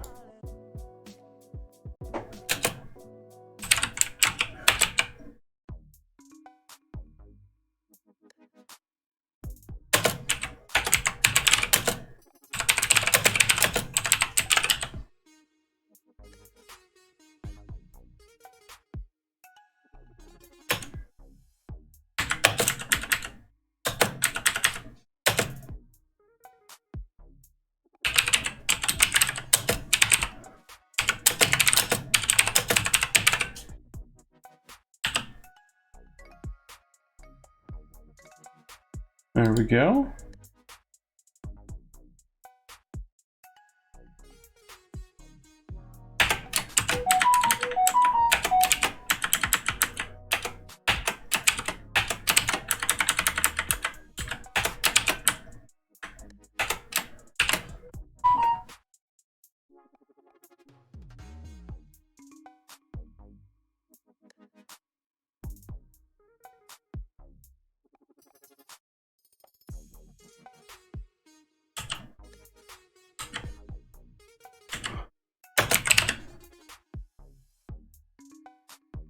There we go.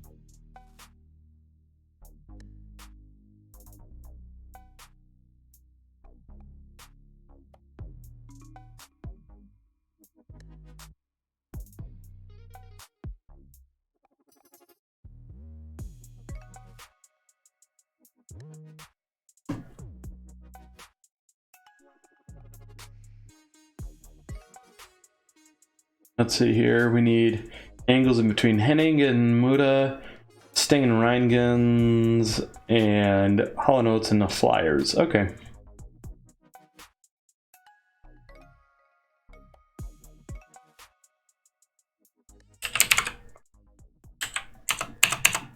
Larry Zbyszko is going to be taunting Sarge. The Horsemen are going to sit there peppering insults at Team American Pride.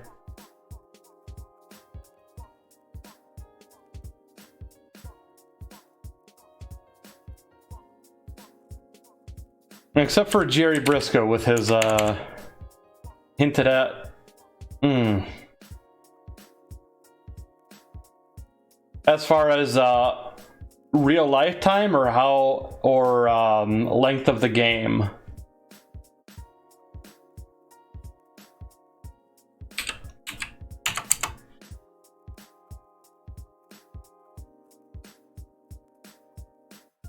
Oh, that's easily the WCW save that has merely just been on hiatus for a while.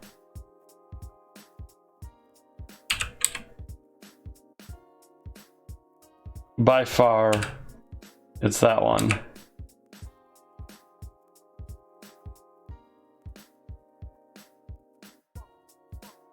That one went from 94, middle of 94, to it's currently 99.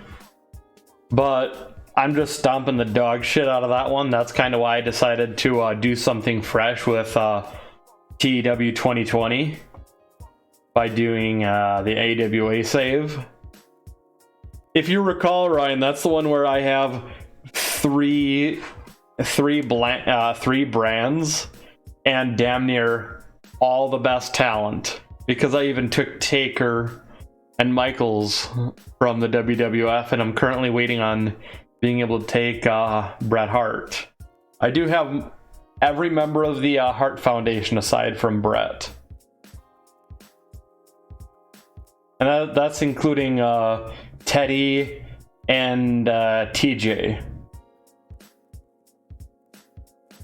Oh yeah, that would be fucking fun. I would like to do something like that with this or the WCW one for sure. Let's see here. Catalyst.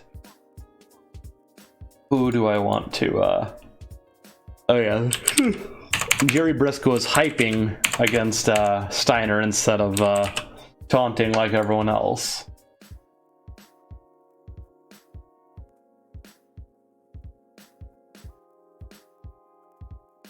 Right? Oh, absolutely. Absolutely.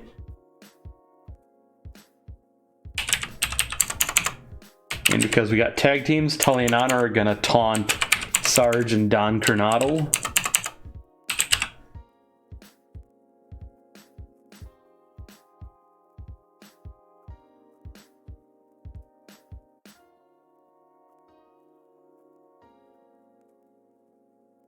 And all right, this match actually really got the show to a good start here. The power team, Vader, Bigelow, John Nord, and Harley Race, getting offended. What? The Diamond Exchange beat the power team? Okay, I didn't see that coming. Ted Oates pinning John Nord for the fucking win. All right, Ted Oates. I love how no one has really heard of Ted Oates before, as far as anyone who's come to the stream. But I've accidentally got him to be one of the hottest acts. Like, we're not surprised that I got Sting to be a hot act, but Ted Oates is the one carrying the team of him and Scott Hall. It's kind of fucking hilarious. And on the way back in, that makes it even better because he's the one who gets the win over not only the power team, but John Nord, who's being booked dominant when he gets booked. Gets the piss beaten out of him by Terry Gordy backstage. And we get a decent match here between Gordy and Malenko. Medusa doing some good work at ringside for Malenko there. And Terry Gordy, he is fucking out there to challenge Dusty. And Team Hall & Oates doing double duty. Second match of the night for them, getting fucking booked. They had at least a breather. I know, right? Those uncultured swine. Wait, Ryan, to quote RVD. Wait, so Ted Oates? I can't believe he lost the World Championship 203 times. Because clearly he has the currently 204th reign.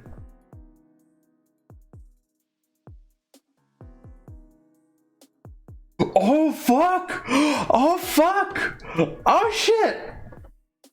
Sting and Ryangan's kicking it up a notch on a fucking impressive matchup here. Hell to the yes.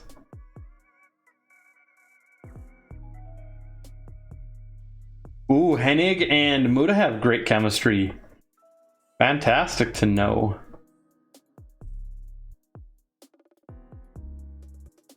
Ooh.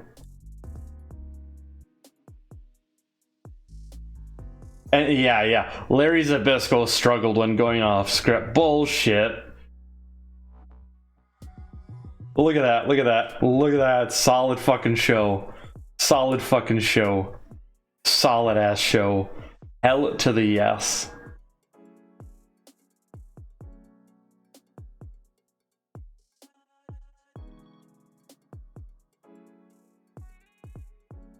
Look at that. Terry Gordy is turning into a good worker. The kid is worth getting behind.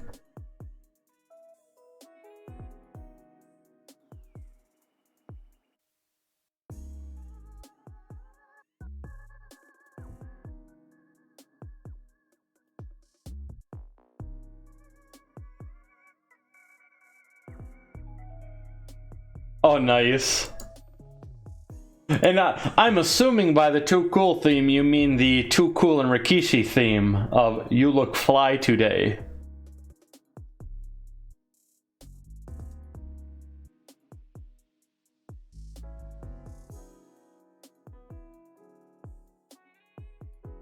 I figured so. I figured so.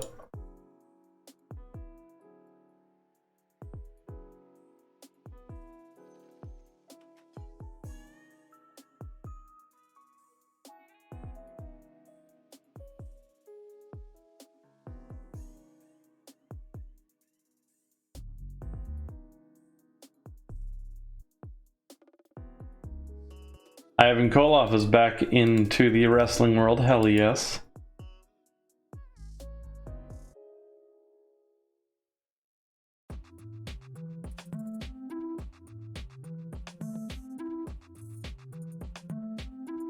There we go.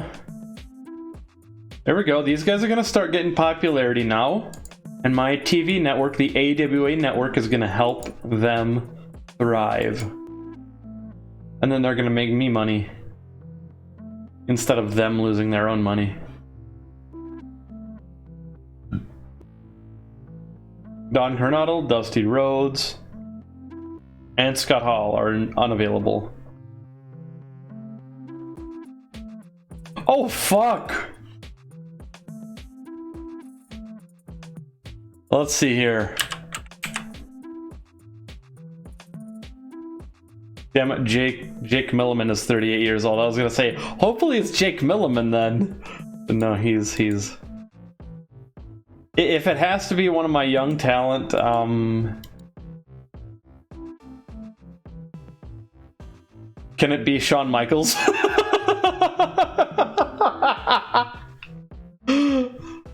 I'm alright with that one. I'm completely alright with if one of my young guys has to have a career-ending injury in the next year, I want it to be Michaels.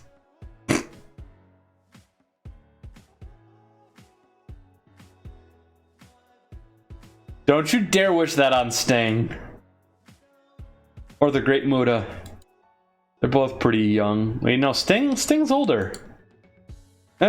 Sting's 26, I guess. So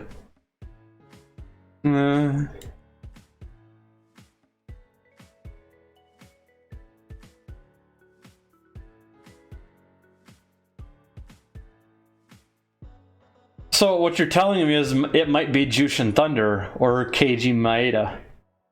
Because they're both younger than Stinger. Same thing with DDP. He's too old for it to be. I mean, if it does, then that might avoid a complete tragedy. I would welcome that. I would welcome that. Just that way he can sit at the... He'll know enough that he can sit at ring, talk about shit, be a good color guy, but never have to suffer head injuries, really big traumatic ones. I would welcome it for his own future.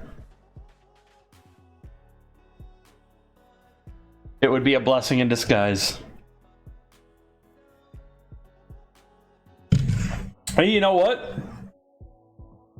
If it happens this year, then I can feel safe to steal Kevin Sullivan and his wife Nancy.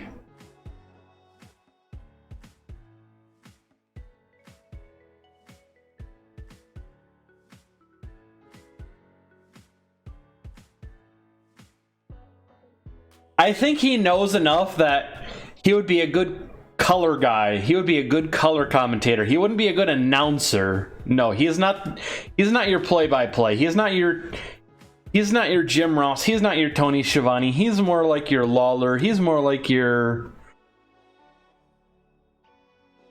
Well, not Lawler in the sense of Lawler, and not Ventura in the sense of Ventura. But he could give you... He could give you a sense for being in there, I think.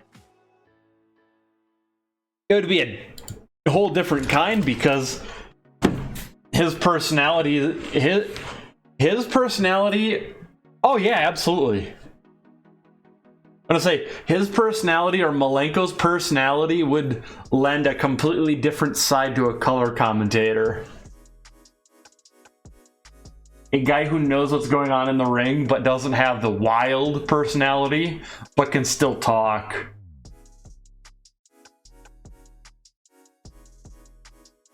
Oh god, yes. Eddie would have been a fucking amazing color commentator. Anytime he was... I could have sworn he'd been guest commentating in general at ringside, both in WCW and WWF/E at different points, just, you know, during build-ups for angles and shit. Because as good of a talker as Eddie was, why would you not want him near a mic at all times?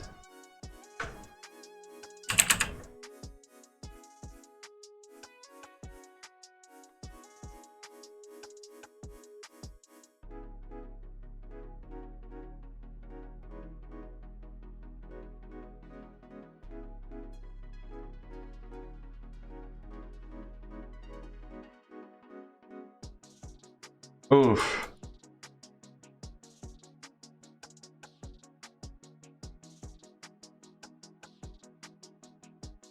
Well, I want to say Mongo McMichael, but he was color commentator first and then became wrestler afterwards. So unfortunately, we can't say Mongo McMichael.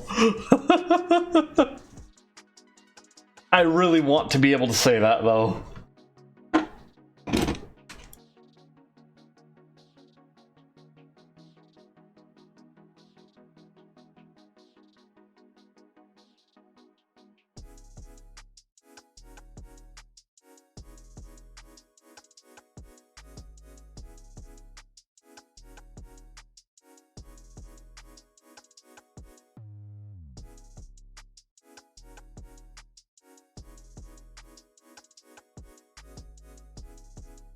I guess I don't remember enough of his, or I don't know if I've even heard enough of his, that I heard people kind of clown on his ability as a color commentator, but I also know that, I mean, he was good on the mic in WCW, so maybe he is just not good behind a booth. Or it could also be just the PG shit that is his weak point.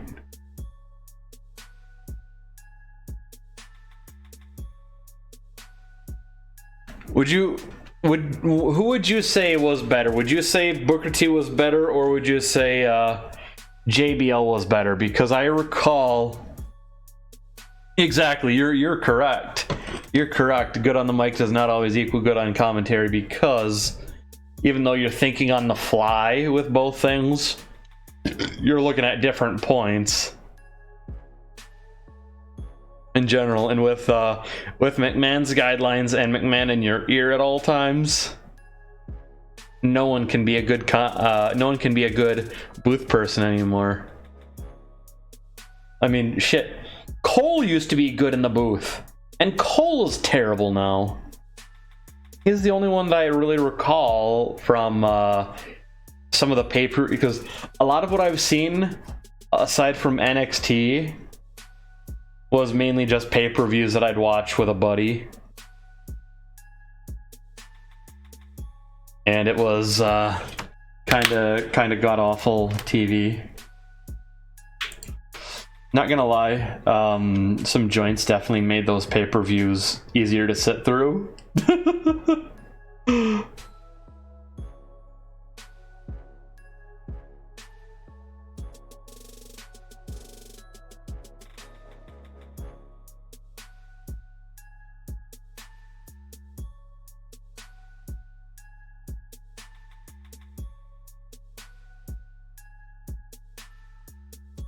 Oh shit, really? Well, how did he handle it, just out of curiosity?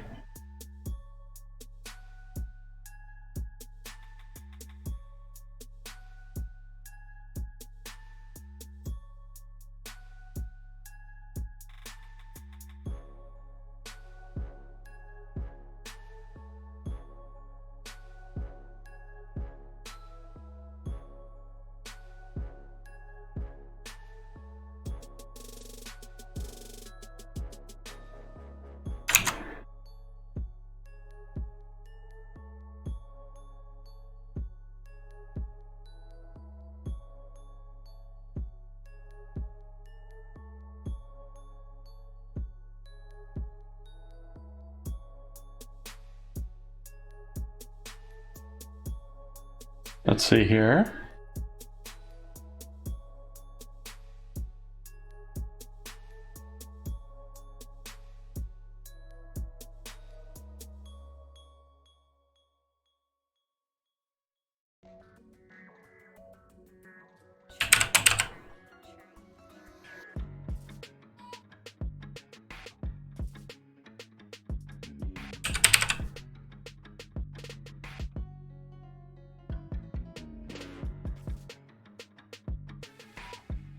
Oh shit, I gotcha.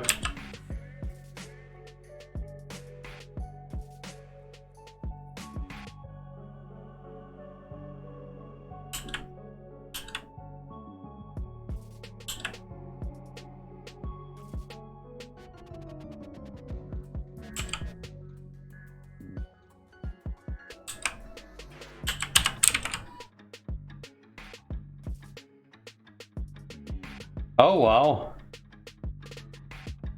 I gotcha.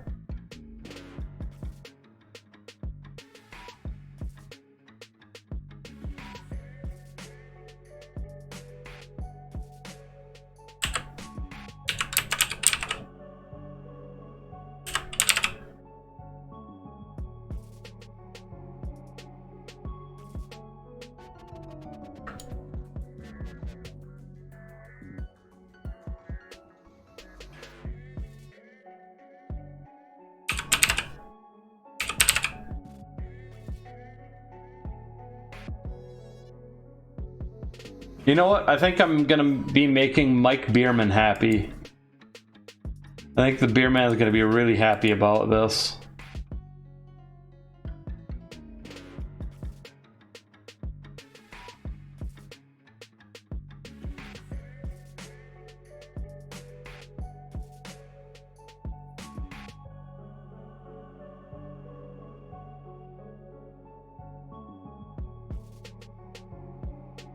No, this one's a legitimate Mike gets happy because Terry Gordy's gonna go over. I'm actually getting quite a bit of mileage out of building Terry Gordy up to face off against Dusty.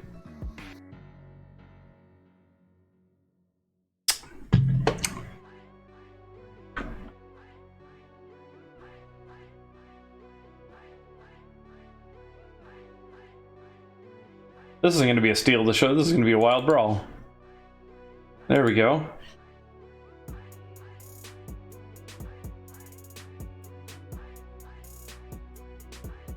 I'm going to have a match before that, though. Tell you what.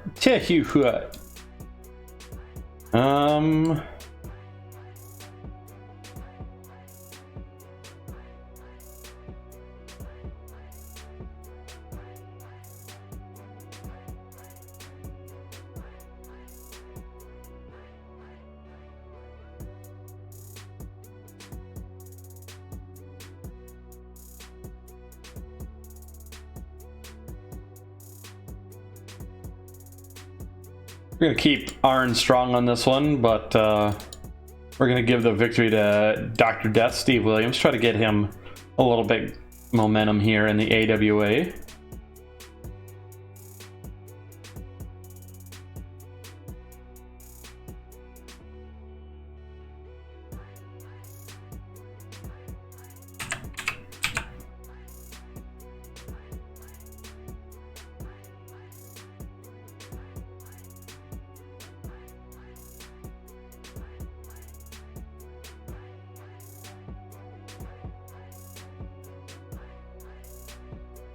We're gonna have a draw here. Keep the match open. Keep Malenko strong. Time limit finish. And a bout for the international television title. Which should show that despite Malenko losing to Terry Gordy, he time limit draws with Big Van Vader, also a monster in his own right. Maybe Terry Gordy's just hungry for something.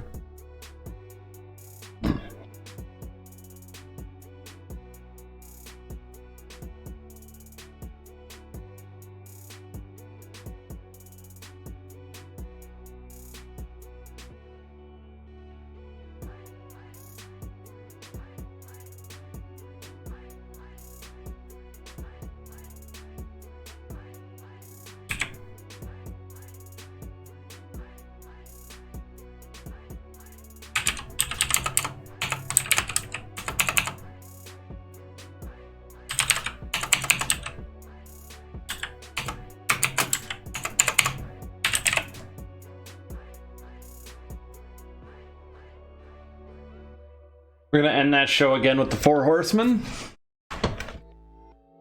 And then we need to further some storylines here.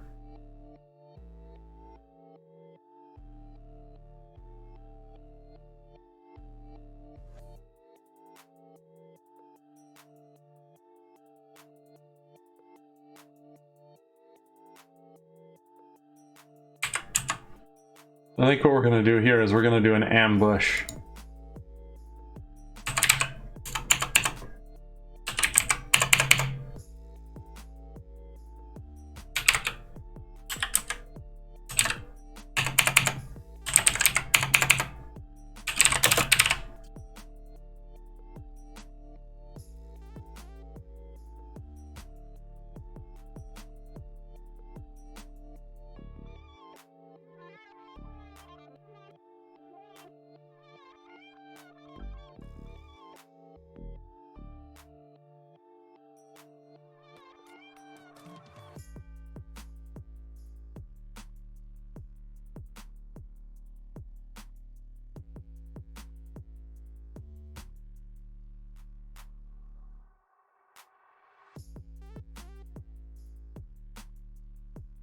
We open the show with Jerry Briscoe as the one who gets jumped. Barry Gordy's gonna beat the shit out of someone on the way to the ring. Actually, no, he's gonna admit that he attacked Jerry Briscoe, and then he's gonna challenge Dusty again. By the way, you recall that Dusty was also mysteriously attacked? Jerry's been mysteriously attacked twice. Jerry is also hinting at a face turn. It looks like one of the Four Horsemen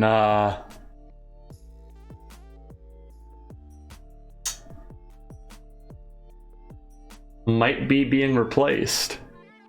Potentially.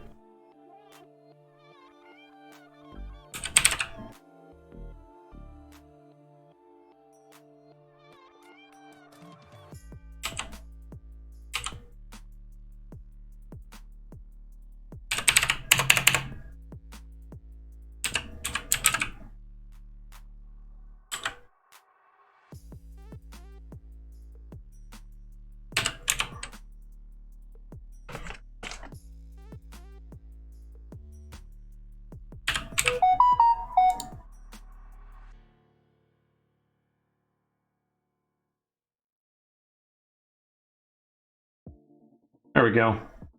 This should get us a pretty good show.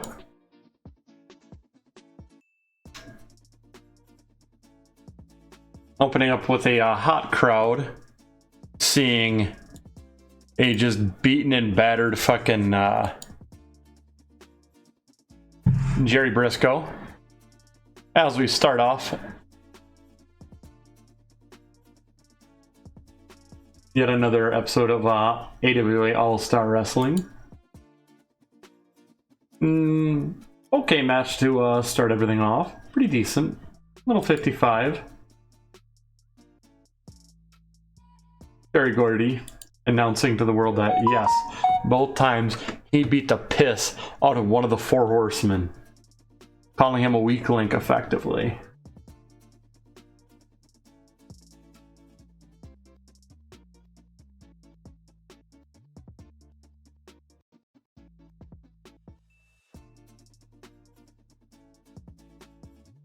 And after the match with Malenko, Vader calls out DDP, who then, instead of getting jumped by the power team, which was actually the plan,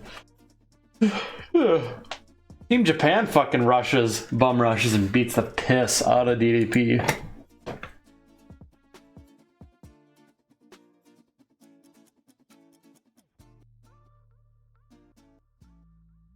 Ugh. That match should have actually got us a lot better of a reaction, in all honesty. I'm kind of disappointed. Buddha's one of our fucking rock stars.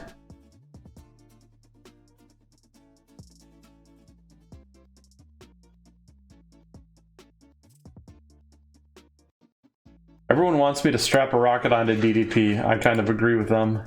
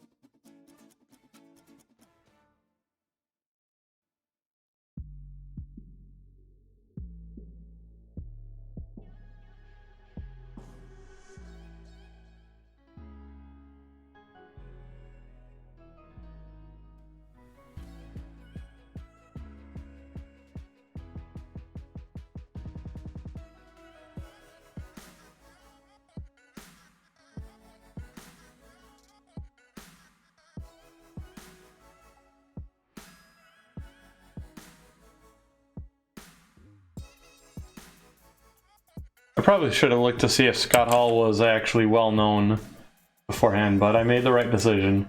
Give him enough money that he's not going to be pissed off, but he's not well known, so that he doesn't have the drawing power yet. He has to hold on. Has to hold the piss bucket.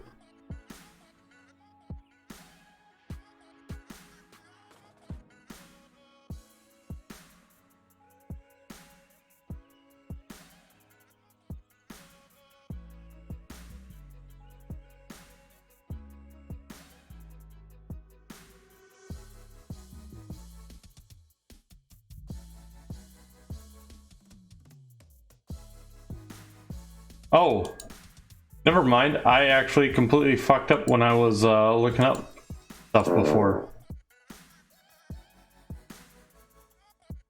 So Mark Starr has now came into the wrestling world. Might be able to get something with him. I might make her a valet.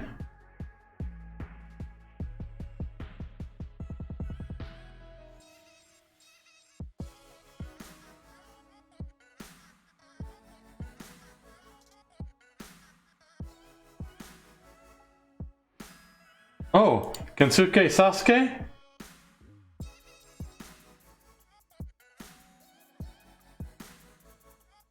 Wait, I've talked to him before about coming to America, I think.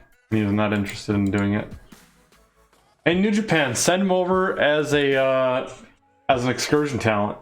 Do it. Do it. You know you want to. Do it. Just do it. Just do it.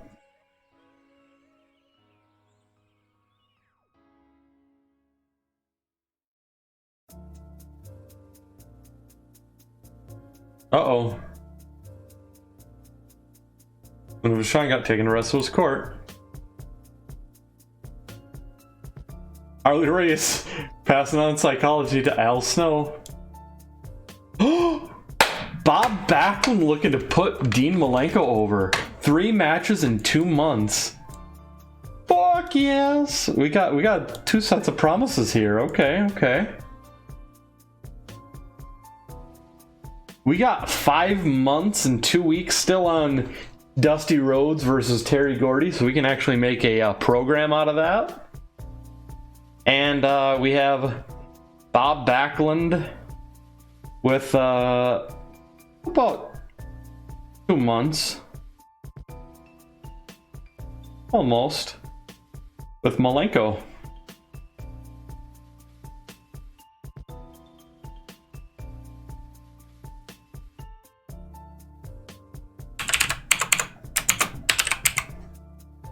And I know those two have went at it before. Once, okay.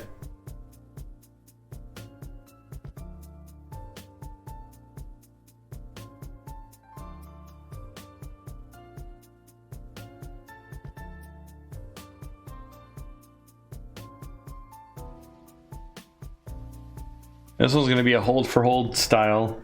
Wait, do I want to do catch as a catch can, maybe? Yeah. We'll do that one instead.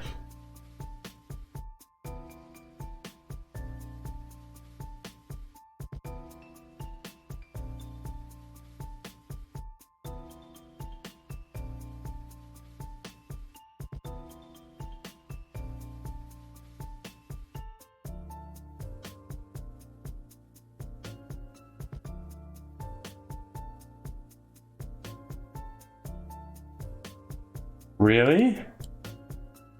Really? That's too risky? Hold for hold wrestling is too risky? Okay. Dude's a dumbass. The network exec is fucking stupid. Just saying.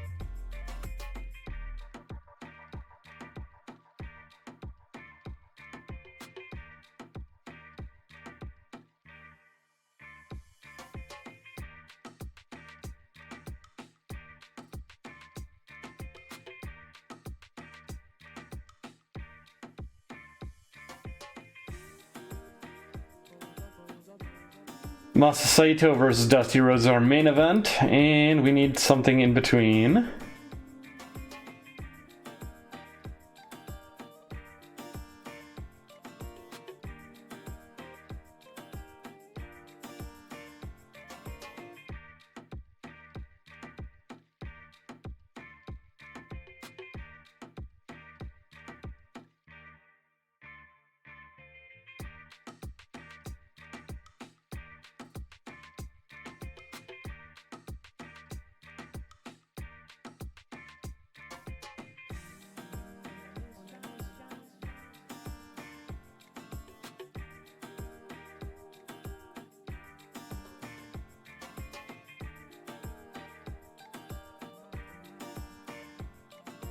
There we go. That might help out a little bit anyways.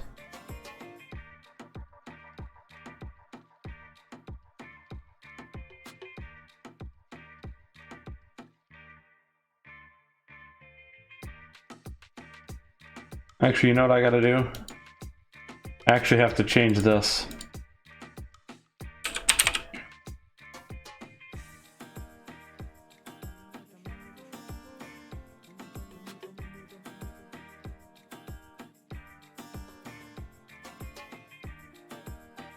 I should also update what the card says too. So I don't have Akira going to the ring to find Terry Gordy taking his spot.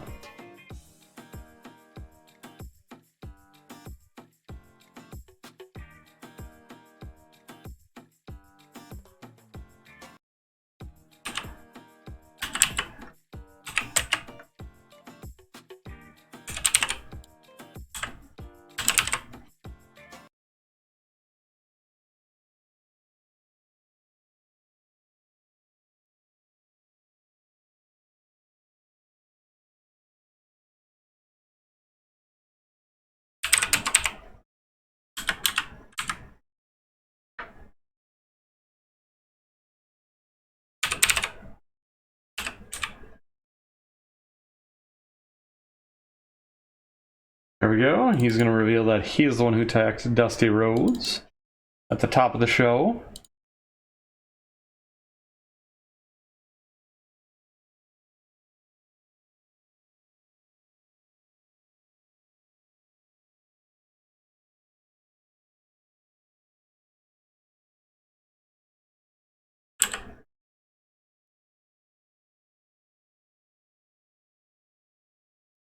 We go ahead and add Terry Gordy into this storyline.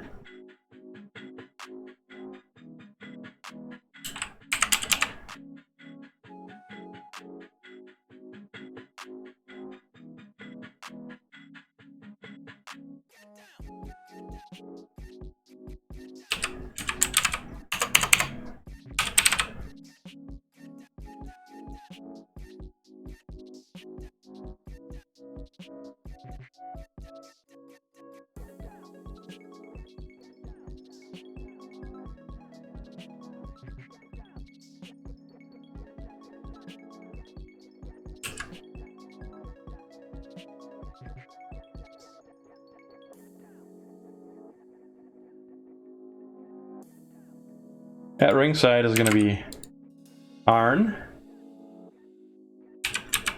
Tully, Zabisco, and Briscoe. Just outside the ring, like fucking sharks with chummed fucking water. However, they're actually not going to beat anyone down. They're merely going to hop into the ring afterwards.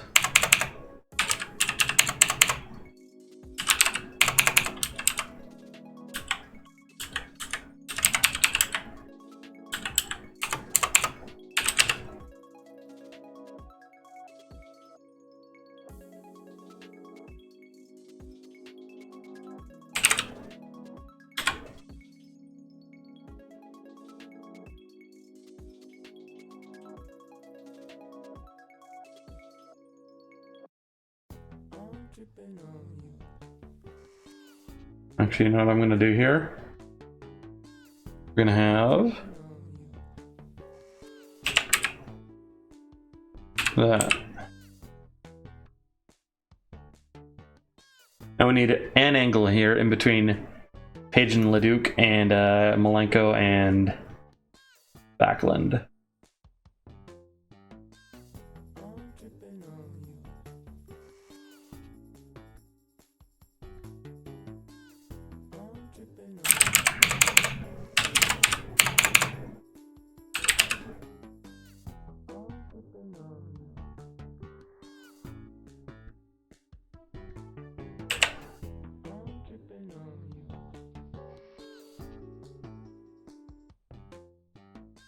And shorten that up to 4 minutes. Pop that in there, and let's check our main event.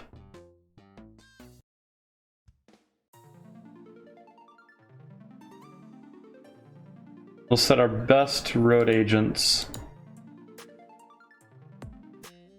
up for these penultimate matches. Same thing with referees.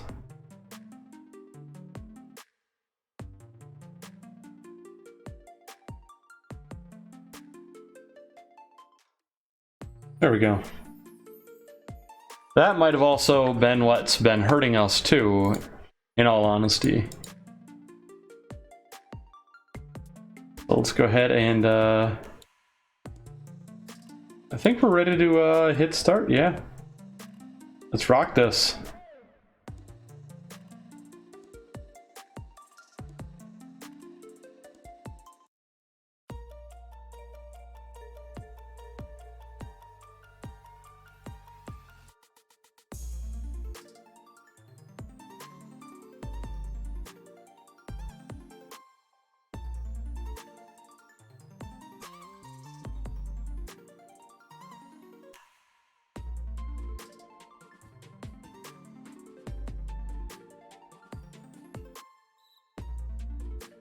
Wait a second. Dusty is no longer in this angle? Okay, let me go ahead and fix that.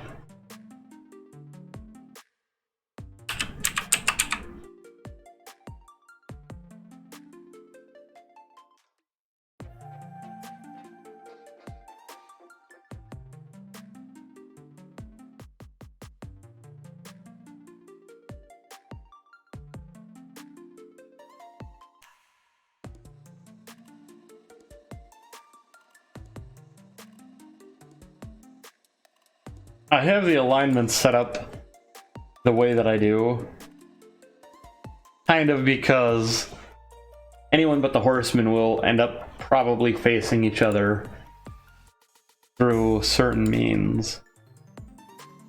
Okay, we got a 60 off of this match.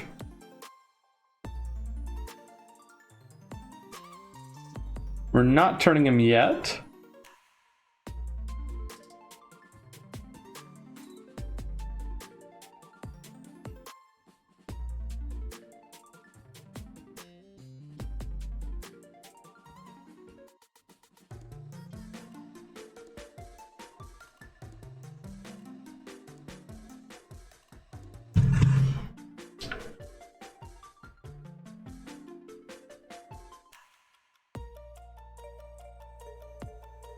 Oof.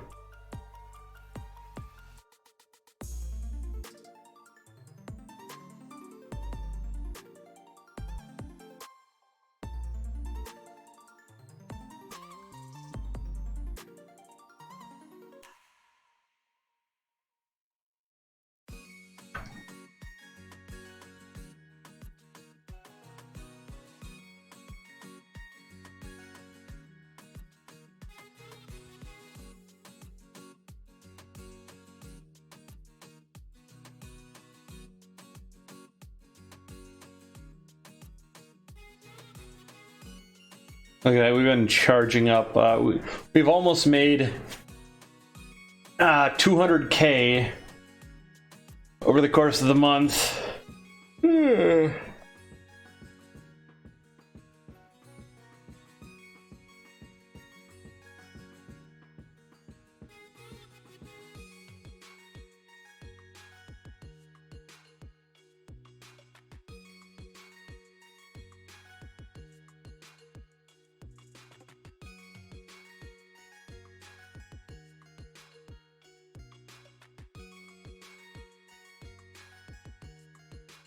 Well, we've set up for this, so let's go ahead and do this.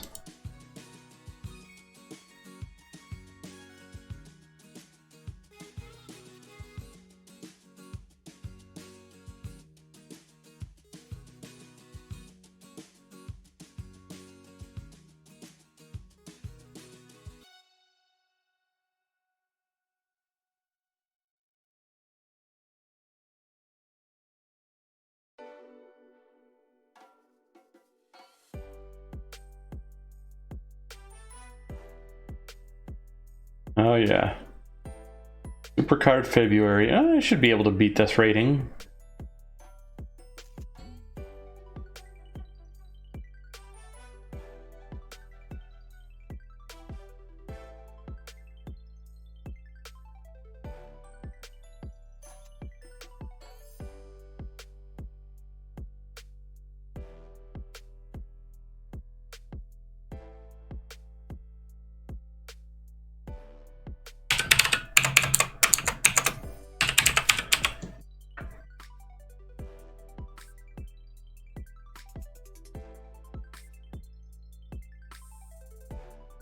There we go, we're gonna have this be Terry Gordy's first victory over Dusty Rhodes.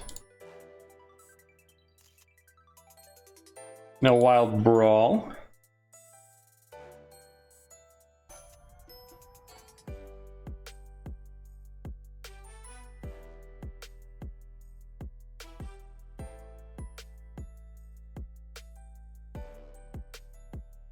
Let's see here.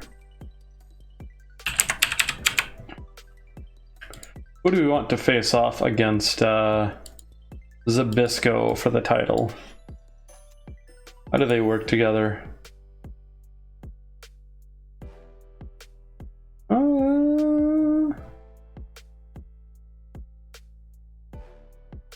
They could have some good matches.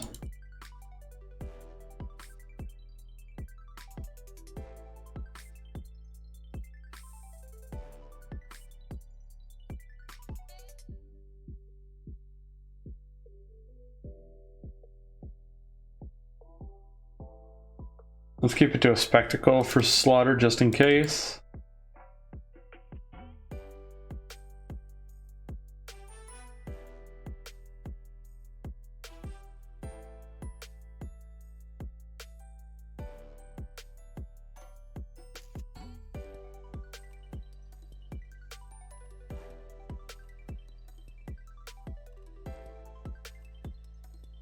I think we want to have...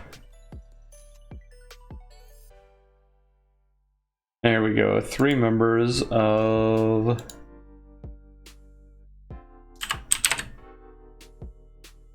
the Horsemen. Yeah, there we go.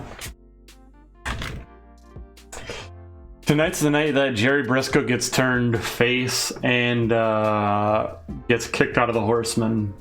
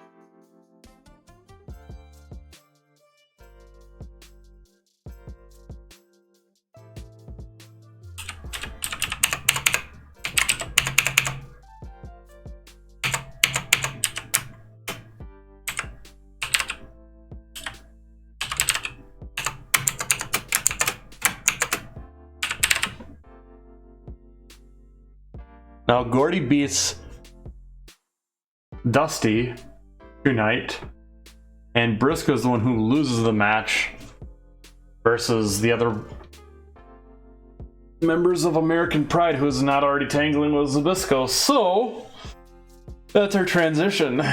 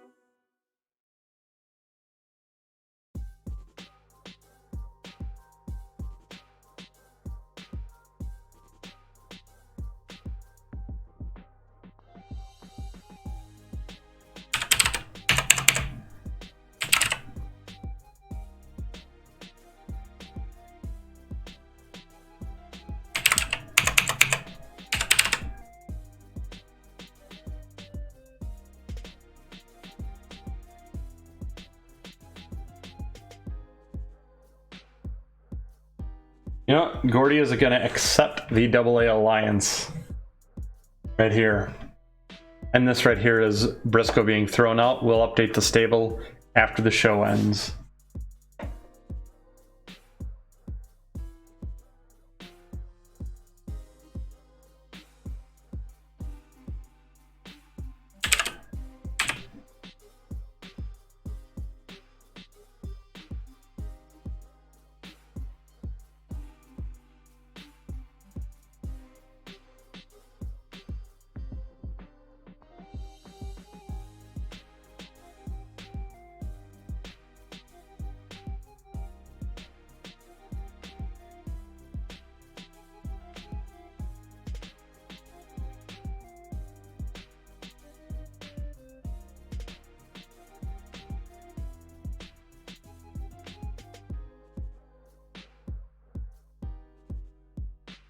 Really?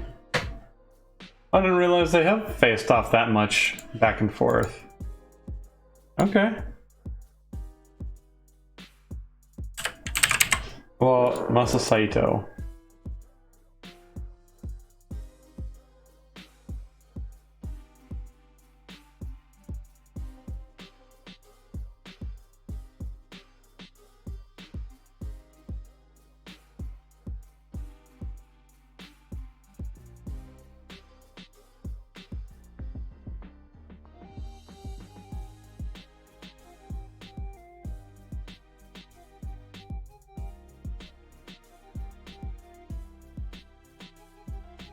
I'll shorten it down to 15. We'll put our best ref in there and our second best road agent.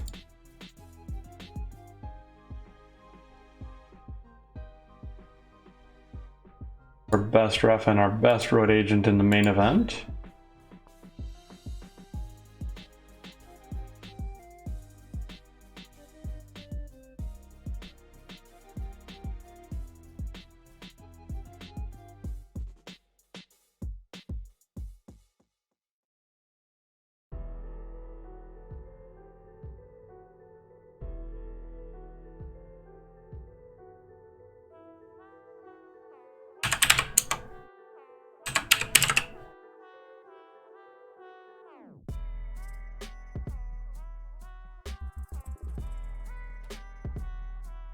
Oh no, Big Van Vader's gonna squeak it out actually.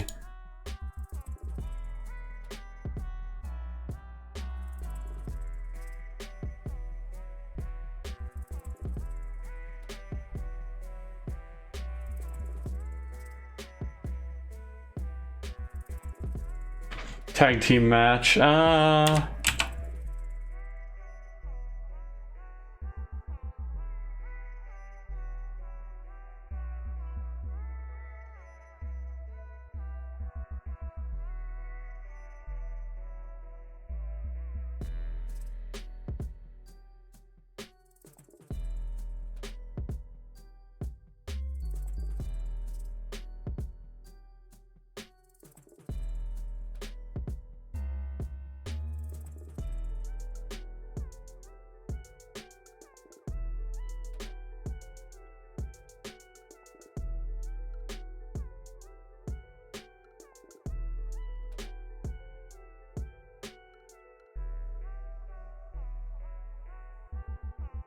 Let's see here. Gotta have a cooler match in between the tag team title and the Sting match.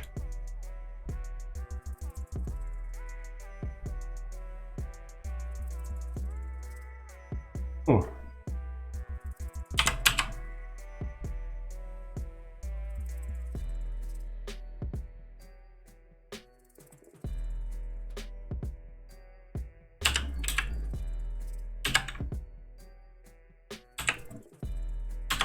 There we go.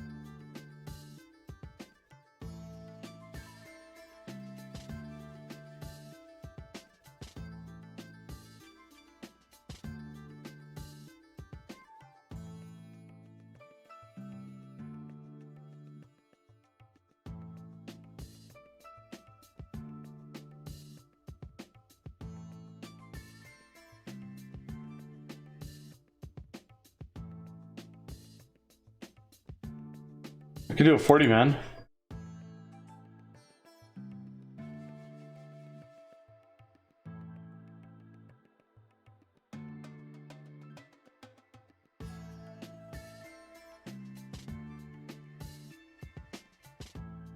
I'm actually going to borrow Mike Jones for the night. We're going to do a 40-man battle royal to open the show.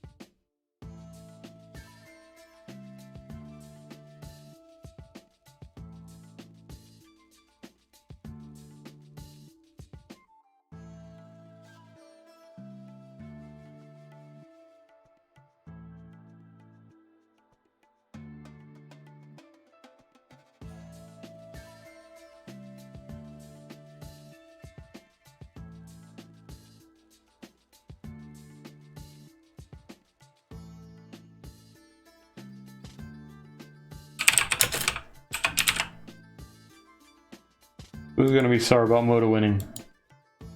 Are they race? Okay.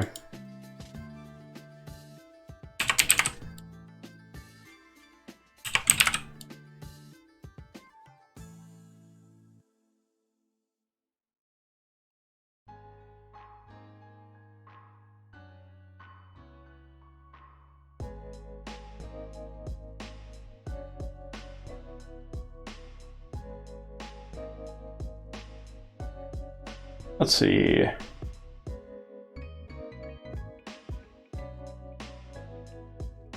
And we're gonna open up with the gals in a 5v5. So no one is actually on the undercard tonight.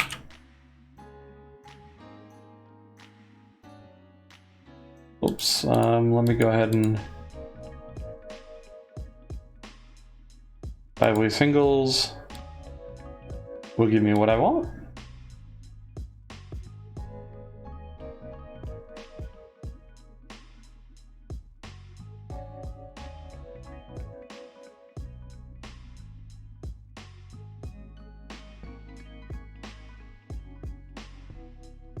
I'll let the road agent decide who gets the women's belt, though. We have Gary Hart, doesn't have anything going on. Oxbaker, Precious, Ron, Trongard, and the Crusher.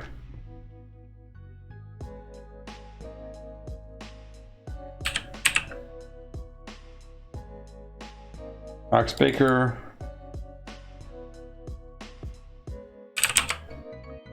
the Crusher,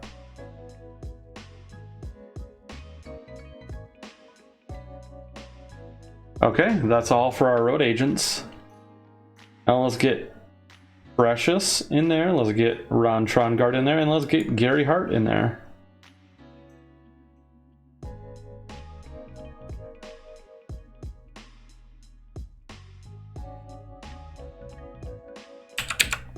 Let's see here.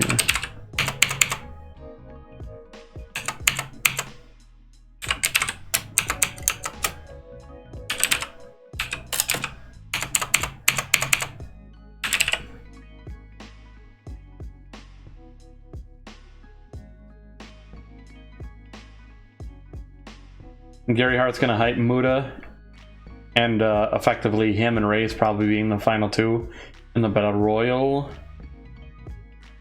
Meanwhile, Precious is actually going to do the same thing.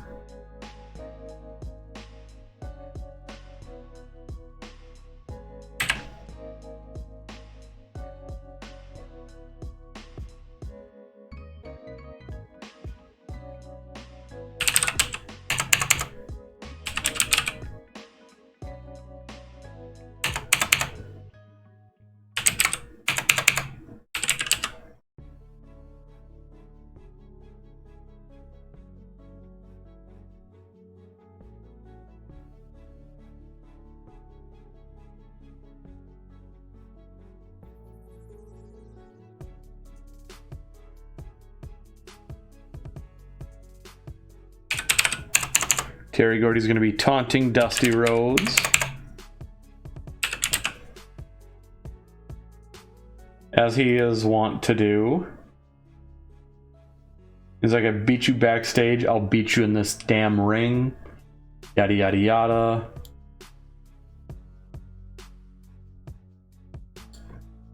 But Dusty baby, he ain't gonna handle that shit. He ain't gonna let some little upstart get in his face, baby. Hey, you what?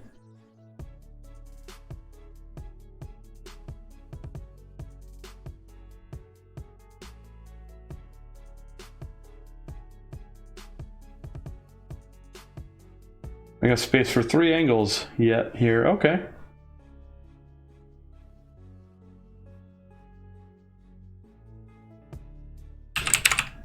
Living legend Larry Zbyszko gonna go ahead and taunt the fuck out of Sarge.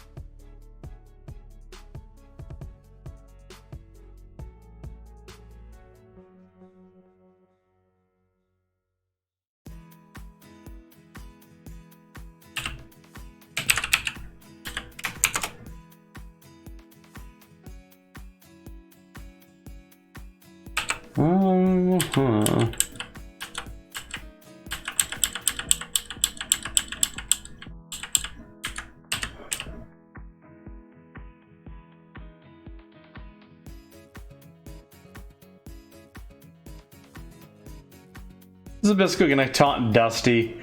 They've already had a match. They ain't gonna have a match for a while. But he knows a little bit of what's gonna happen to Dusty with Terry Gordy. Because he knows about Arn's little thing there. 3 of the 4 horsemen have been talking to Terry Gordy.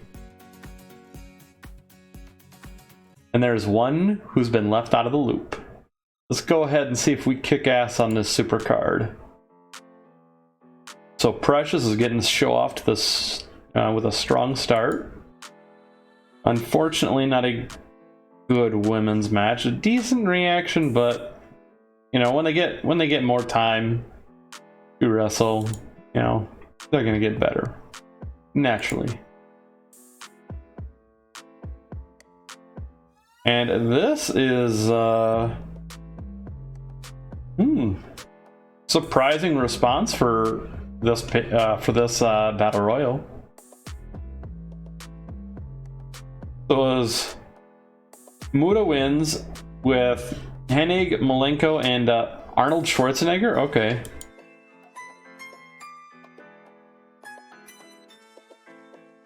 Terry Gordy's gonna taunt Dusty. And a fantastic matchup here between several tag teams here, actually. We got Team Japan, the former champs. Everyone here is either the tag team champions or former champs.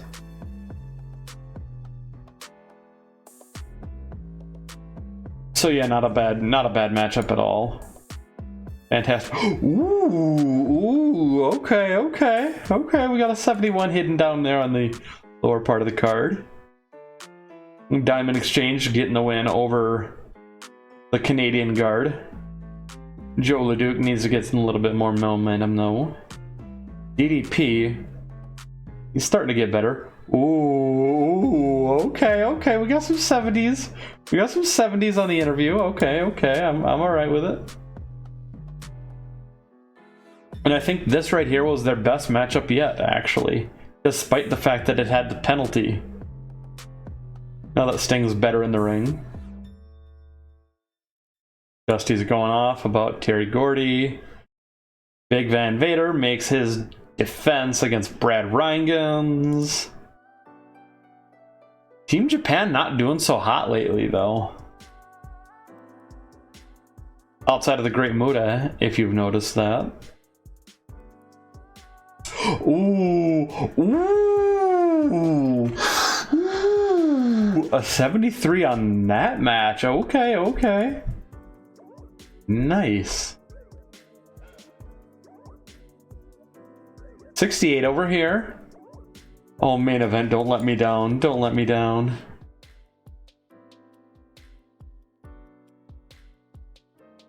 The turn was a complete success as Terry Gordy, the newest member of the Four Horsemen, shows up to help oust Jerry Briscoe. And unfortunately, the main event is one of the worst matches of the evening. Still a good match, but it's not as good as the 2 right before it.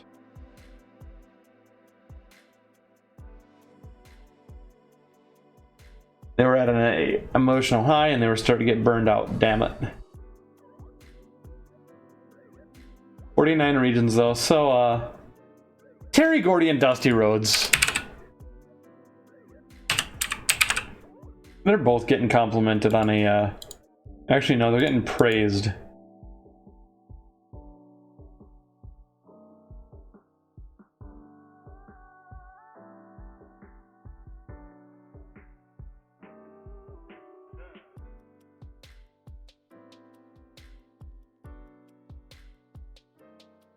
And the second best match of the evening was the not the main event, but the match right before. So we're gonna go ahead and say Rick Steiner. We're gonna point you out as a good example. There we go.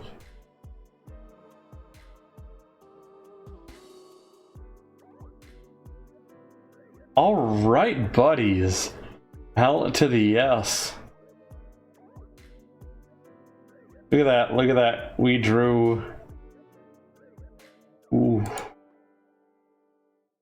gonna accept Muda's request because he's already grown to a star. We might even have him at Major Star now, possibly.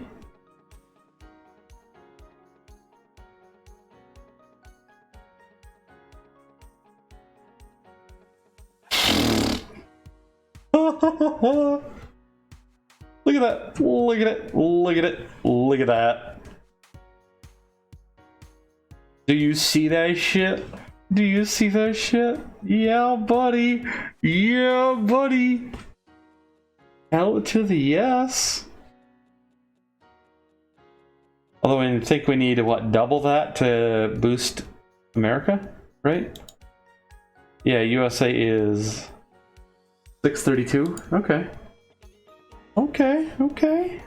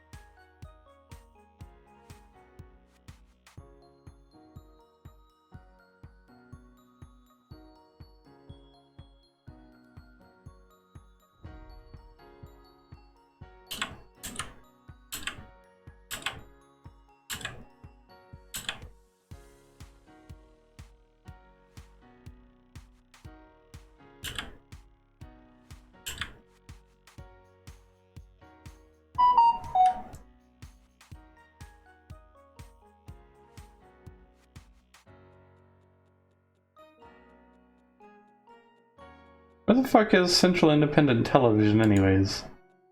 Oh, okay, there.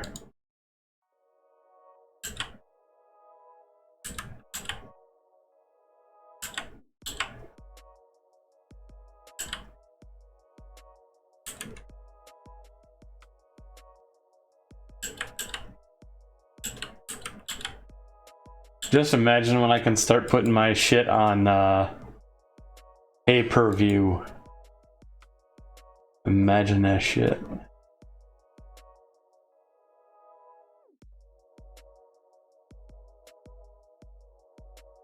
Okay. Broadcast revenue is over half of what it was last month already. Well, that was a sick-ass show.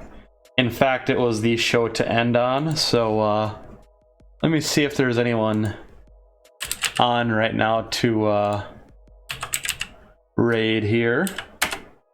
I do want to thank people for showing up, giving me a little bit of company. Thank people for, and we will go ahead and get some shit rocking and get some shit popping. For anyone who is not already a member of the Discord, let me go ahead and pop you the correct link now that the old one has not been updated yet.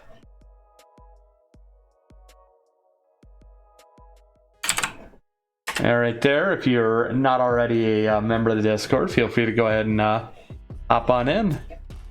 And in the meantime, it looks like...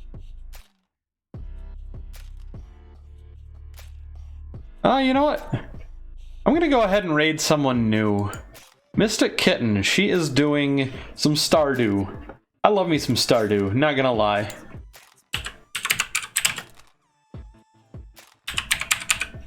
Let me go ahead and bring y'all over here. You know the drill. If you got the raid shovel, use it. If you don't got the raid shovel, use whatever raid icons you got. Come on, I want a few more raiders. I want more raiders. Raiders, where you at?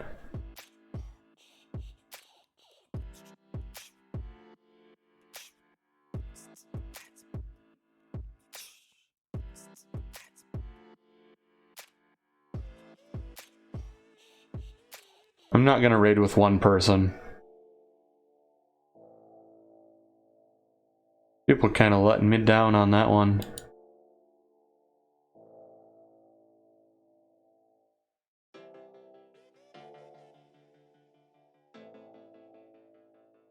All right.